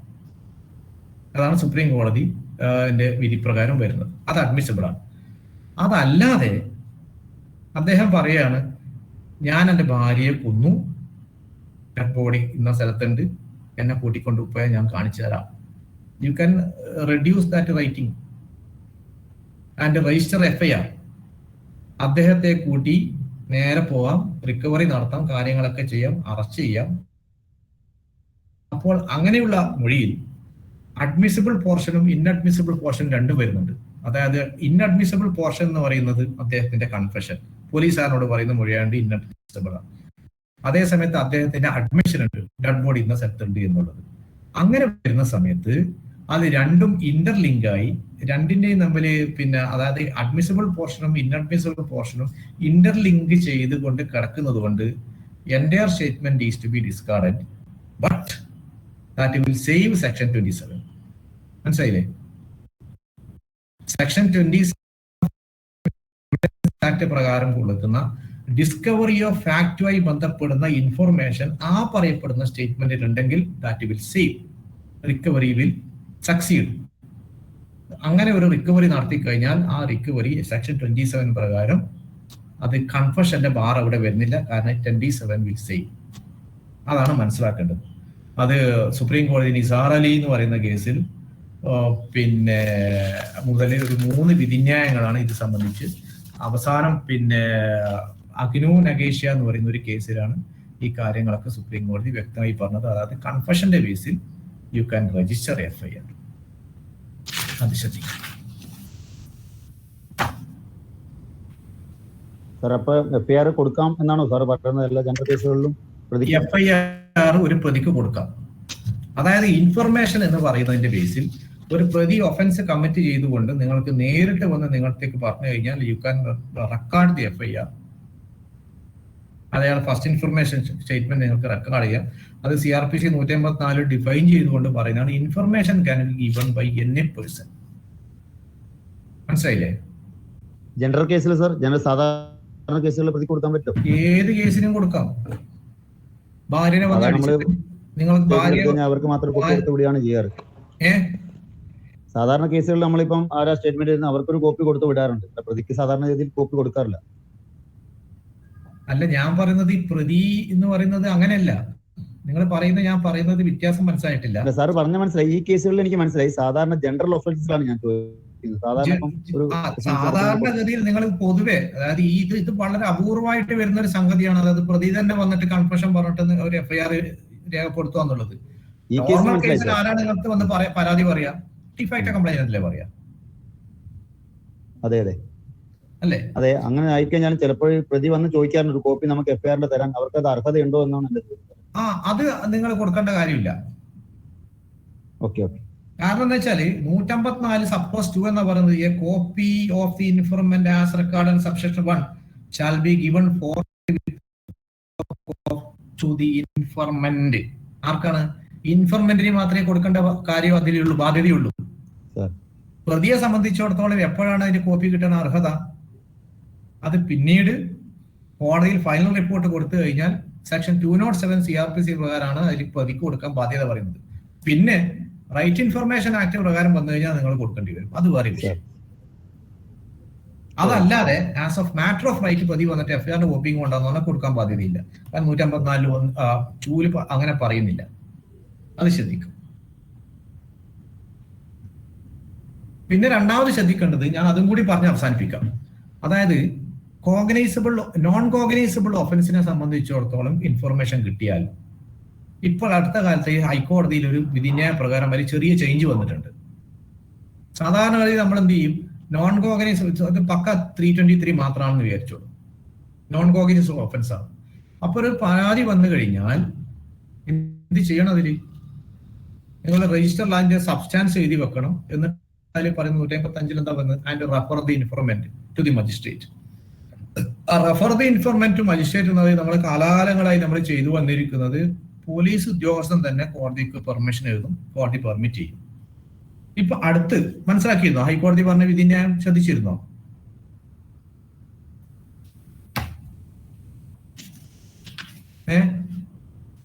കണ്ടിരുന്നു സാർ, അത് കണ്ടിരുന്നല്ലോ. മെസ്സേജ് കേട്ടിരുന്നു അതിന്റെ. ഓക്കെ. അപ്പോൾ ഇപ്പൊ ഹൈക്കോടതി അടുത്ത കാലത്ത് പറഞ്ഞത് refer the informant to the magistrate എന്ന് പറഞ്ഞു കഴിഞ്ഞാൽ അത് ഇൻഫോർമെന്റിന്റെ, അതായത് ഫസ്റ്റ് ഇൻഫർമേഷൻ കൊടുക്കുന്ന ആളുടെ ഇഷ്ടമാണ് whether to proceed ahead to the magistrate or not എന്നുള്ളത്.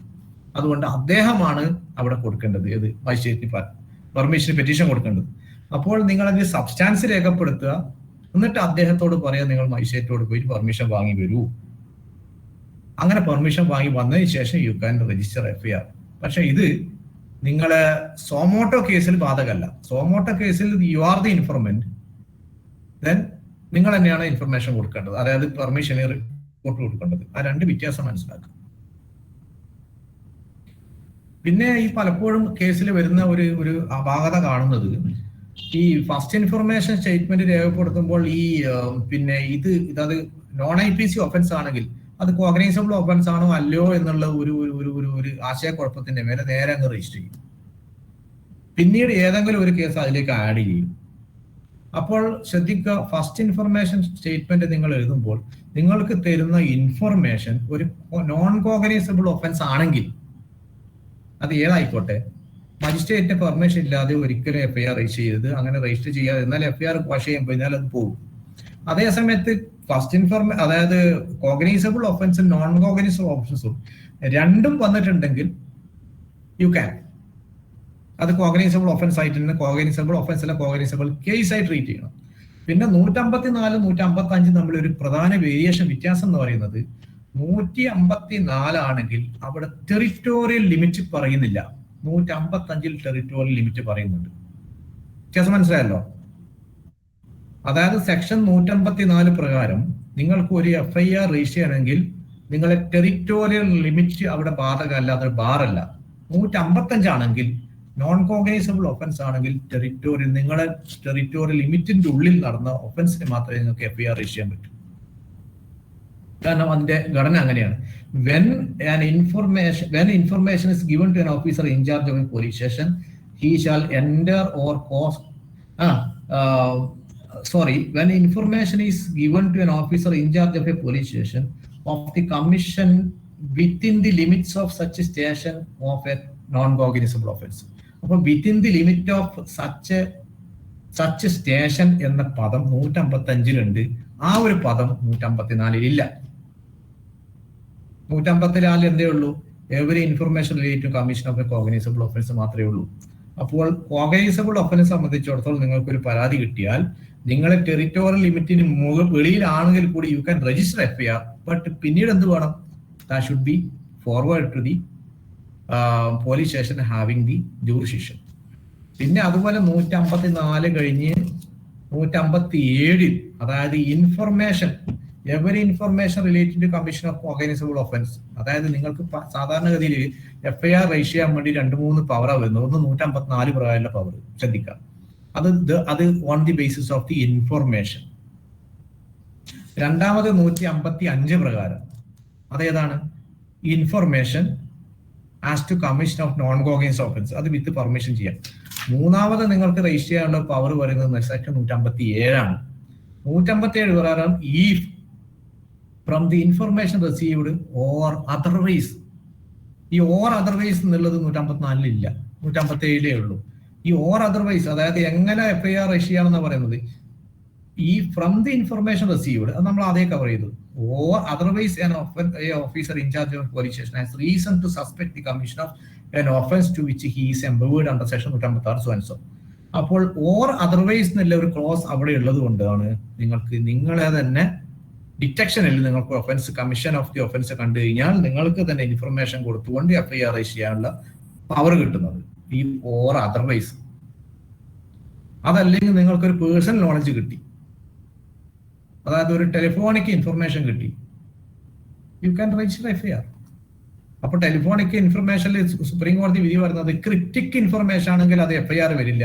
ടെലിഫോൺ വിളിച്ച് അവിടെ എന്തെങ്കിലും ഒരു ഒഫൻസ് കമ്മിറ്റ് ചെയ്ത് വിശദമായ കാര്യങ്ങൾ ടെലിഫോണിലൂടെ പറഞ്ഞിട്ടുണ്ടെങ്കിൽ, ഡീറ്റെയിൽഡ് ഇൻഫർമേഷൻ തന്നിട്ടുണ്ടെങ്കിൽ, you can reduce that information and proceed ahead and go to the spot and conduct investigation. അപ്പോൾ ഈ അതർവൈസ് എന്ന് പറയുന്ന ആ ഒരു പദപ്രയോഗം 157 ഉള്ളതുകൊണ്ടാണ് നിങ്ങളുടെ നൈറ്റ് പട്രോളിംഗ് ഡ്യൂട്ടി പ്രകാരം ഒരു ഒഫൻസ് നിങ്ങൾ ഡിറ്റക്ട് ചെയ്താൽ നിങ്ങൾക്ക് അത് ഇൻഫർമേഷൻ നിങ്ങളെ തന്നെ ഓൺ ഇൻഫർമേഷൻ റെക്കോർഡ് ചെയ്തുകൊണ്ട് FIR രജിസ്റ്റർ ചെയ്യാനുള്ള പവർ കിട്ടുന്നത്. അതല്ലെങ്കിൽ വേറെ ഏതെങ്കിലും ഇൻഫർമേഷനോ ഹോസ്പിറ്റൽ ഇൻഫർമേഷനോ വേറെ ഏതെങ്കിലും ഇൻഫർമേഷനോ പ്രയോഗിക്കുന്ന പവറൊക്കെ കിട്ടുന്നത് 157 പ്രകാരം അങ്ങനെയാണ്. പിന്നെ അത് ഓർഗനൈസബിൾ ഒഫൻസ് കമ്മിറ്റ് ചെയ്തു അല്ല ഒരു ഇൻഫർമേഷൻ കിട്ടി, അത് ഓർഗനൈസബിൾ ഒഫൻസും നോൺ ഓർഗനൈസബിൾ ഒഫൻസും രണ്ടും പറഞ്ഞു. നിങ്ങൾ FIR രജിസ്റ്റർ ചെയ്തു, രണ്ടും പറഞ്ഞു.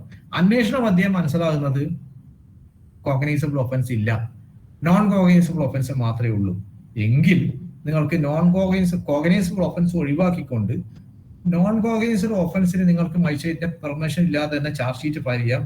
ബട്ട് അത് സെക്ഷൻ 2D പ്രകാരം അതൊരു കംപ്ലൈന്റ് ആയിട്ട് കോടതിയെ ട്രീറ്റ് ചെയ്യുകയും അങ്ങനെ പ്രൊസീഡ് ചെയ്യുകയും ചെയ്യും.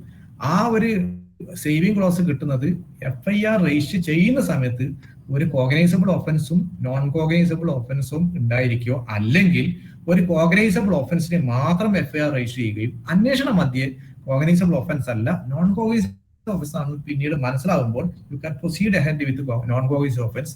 അങ്ങനെയുള്ള കംപ്ലൈന്റ് പോലീസ് റിപ്പോർട്ടിനെ കംപ്ലൈന്റ് ഡീംഡ് കംപ്ലൈന്റ് ആയി സെക്ഷൻ 2D പ്രകാരം ട്രീറ്റ് ചെയ്യും.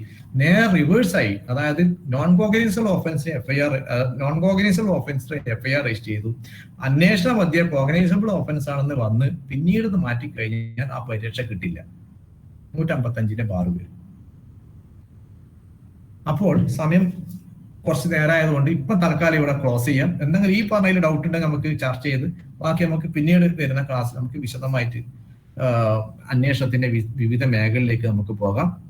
ഇപ്പോൾ I am winding up for the time being. സാറേ ഇപ്പൊ ടെലിഫോണിലൂടെ സാർ FIR രജിസ്റ്റർ ചെയ്യാൻ തോന്നാം, സൈൻഡ് സ്റ്റേറ്റ്മെന്റ് വാങ്ങിക്കണം എന്നല്ലേ നമുക്ക് നിർദ്ദേശം? അതായത് സൈൻഡ് സ്റ്റേറ്റ്മെന്റ് വാങ്ങണം എന്നുള്ളതാണ് ഇതിൽ പറയുന്നത്, മനസ്സിലായില്ലേ? ഏതിൽ പറയുന്നത്? 154 പറയുന്നത്. ആ 154 157 തമ്മിലുള്ള ഡിഫറൻസ് മനസ്സിലാക്കുക. 154 പറയുന്നത് ഒരു ഇൻഫോർമന്റ് നിങ്ങൾക്ക് മുന്നിൽ വന്ന് ഇൻ റൈറ്റിംഗിലോ അല്ലെങ്കിൽ ഓറലോ പറഞ്ഞു കഴിഞ്ഞാൽ ഇൻ റൈറ്റിംഗിലോ വാങ്ങുക, ഓറലി പറഞ്ഞാൽ റെഡ്യൂസ് ചെയ്യുക. പക്ഷെ 157 പറയുന്നത് ഈ from information received or otherwise. ഈ അതർവൈസ് എന്ന് പറയുന്നത് നിങ്ങൾക്ക് കിട്ടുന്ന ഇൻഫർമേഷൻ ആണ്. അപ്പോൾ സുപ്രീം കോടതി പലപ്പോഴും പറഞ്ഞ cryptic telephonic information is not an FIR എന്ന് പറഞ്ഞാൽ ഇന്ന സ്ഥലത്ത് ഒരു ഒഫൻസ് കമ്മിറ്റ് ചെയ്തിട്ടുണ്ട്, ഇന്ന സ്ഥലത്ത് തീ പിടിച്ചിട്ടുണ്ട് അല്ലെങ്കിൽ മാത്രം പറയുന്നുണ്ടെങ്കിൽ അതൊരു ഇതല്ല.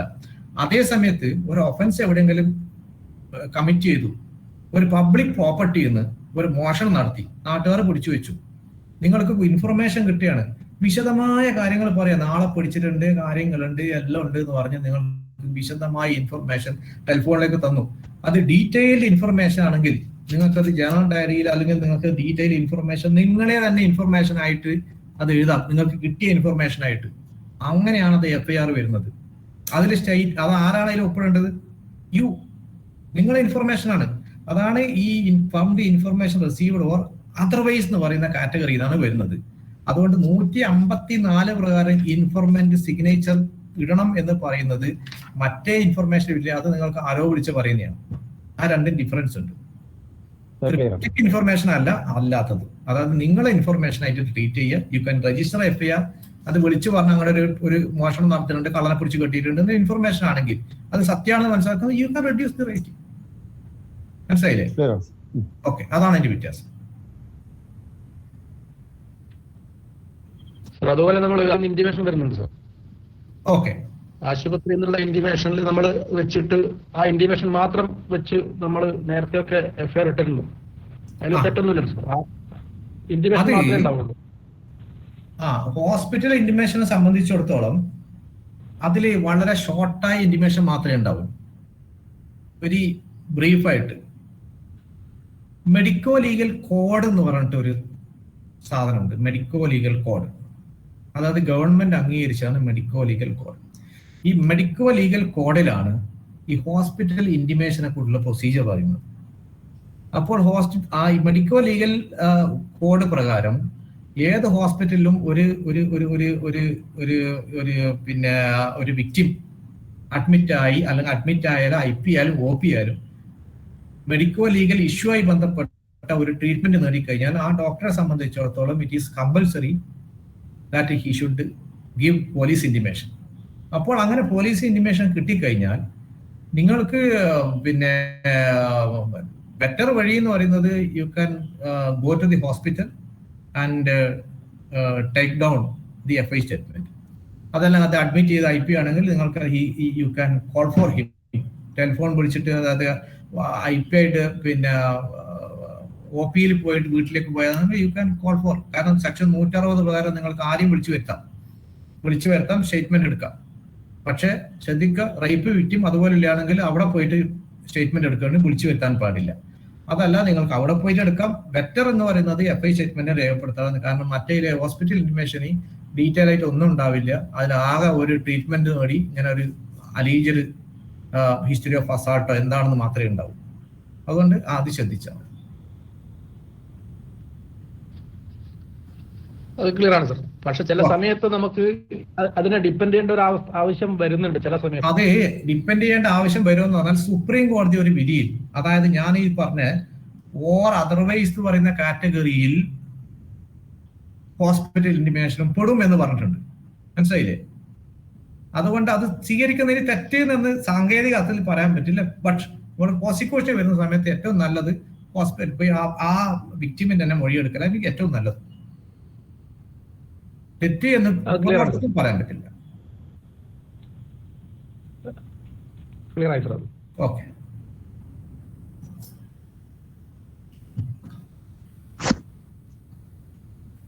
വളരെ നല്ല ക്ലാസ് ആയിരുന്നു സുഹൈബ്. എല്ലാവർക്കും ഒരുപാട് ഇൻഫർമേഷൻ കിട്ടി, ഒരുപാട് ഉപകാരപ്പെട്ടു എന്ന് തന്നെ വിചാരിക്കുന്നു. ഇനിയും നമുക്ക് ഈ ക്ലാസ്സസ് കണ്ടിന്യൂ ചെയ്യാം. ഇതുപോലെ വൈകുന്നേരങ്ങളിലാകുമ്പോൾ നിങ്ങൾക്കും കുറച്ചുകൂടെ കൺവീനിയന്റ് ആവുമെന്ന് കരുതുന്നു. അടുത്തതായിട്ട് നന്ദി പ്രകാശിപ്പിക്കാനായിട്ട് DLSS സ്റ്റാഫിനെ ഹലോ സൂര്യ പറഞ്ഞു.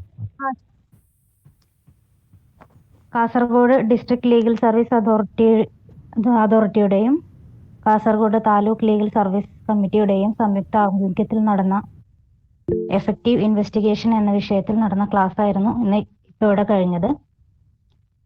ഇന്ന് ഈ യോഗം സ്വാഗതം ചെയ്ത Kasaragod DYSP Shri P. Balakrishnan sir, ഈ യോഗം അധ്യക്ഷ പ്രസംഗം നിർവഹിച്ച MACT ജഡ്ജും Kasaragod taluk legal service committee ചെയർപേഴ്സണുമായ ശ്രീമതി സുനിത മാഡം, ഈ യോഗം ഇന്നിവിടെ ഉദ്ഘാടനം ചെയ്ത കാസർഗോഡ് ജില്ലാ പോലീസ് മേധാവി Shri PB Rajeev IPS sir, effective investigation എന്ന ഈ ക്ലാസ് എഫക്റ്റീവായി കൈകാര്യം ചെയ്ത DLSA സെക്രട്ടറി സബ് ജഡ്ജുമായ Shri Suhaib sir, DLSA section officer Dinesh sir, അതുപോലെ ഇന്നീ യോഗത്തിൽ സംബന്ധിച്ച് ക്ലാസ് കേട്ടിരുന്ന കാസർഗോഡ് ജില്ലയിലെ മുഴുവൻ പോലീസ് ഉദ്യോഗസ്ഥന്മാർ, എല്ലാവർക്കും കാസർഗോഡ് ജില്ലാ നിയമസേവന അതോറിറ്റിയുടെയും കാസർഗോഡ് താലൂക്ക് ലീഗൽ സർവീസ് കമ്മിറ്റിയുടെയും പേരിൽ ഔപചാരികമായ നന്ദി രേഖപ്പെടുത്തുന്നു. ജയ് Hind. Okay, thank you everybody. Thank you. Thank you. Thank you, sir.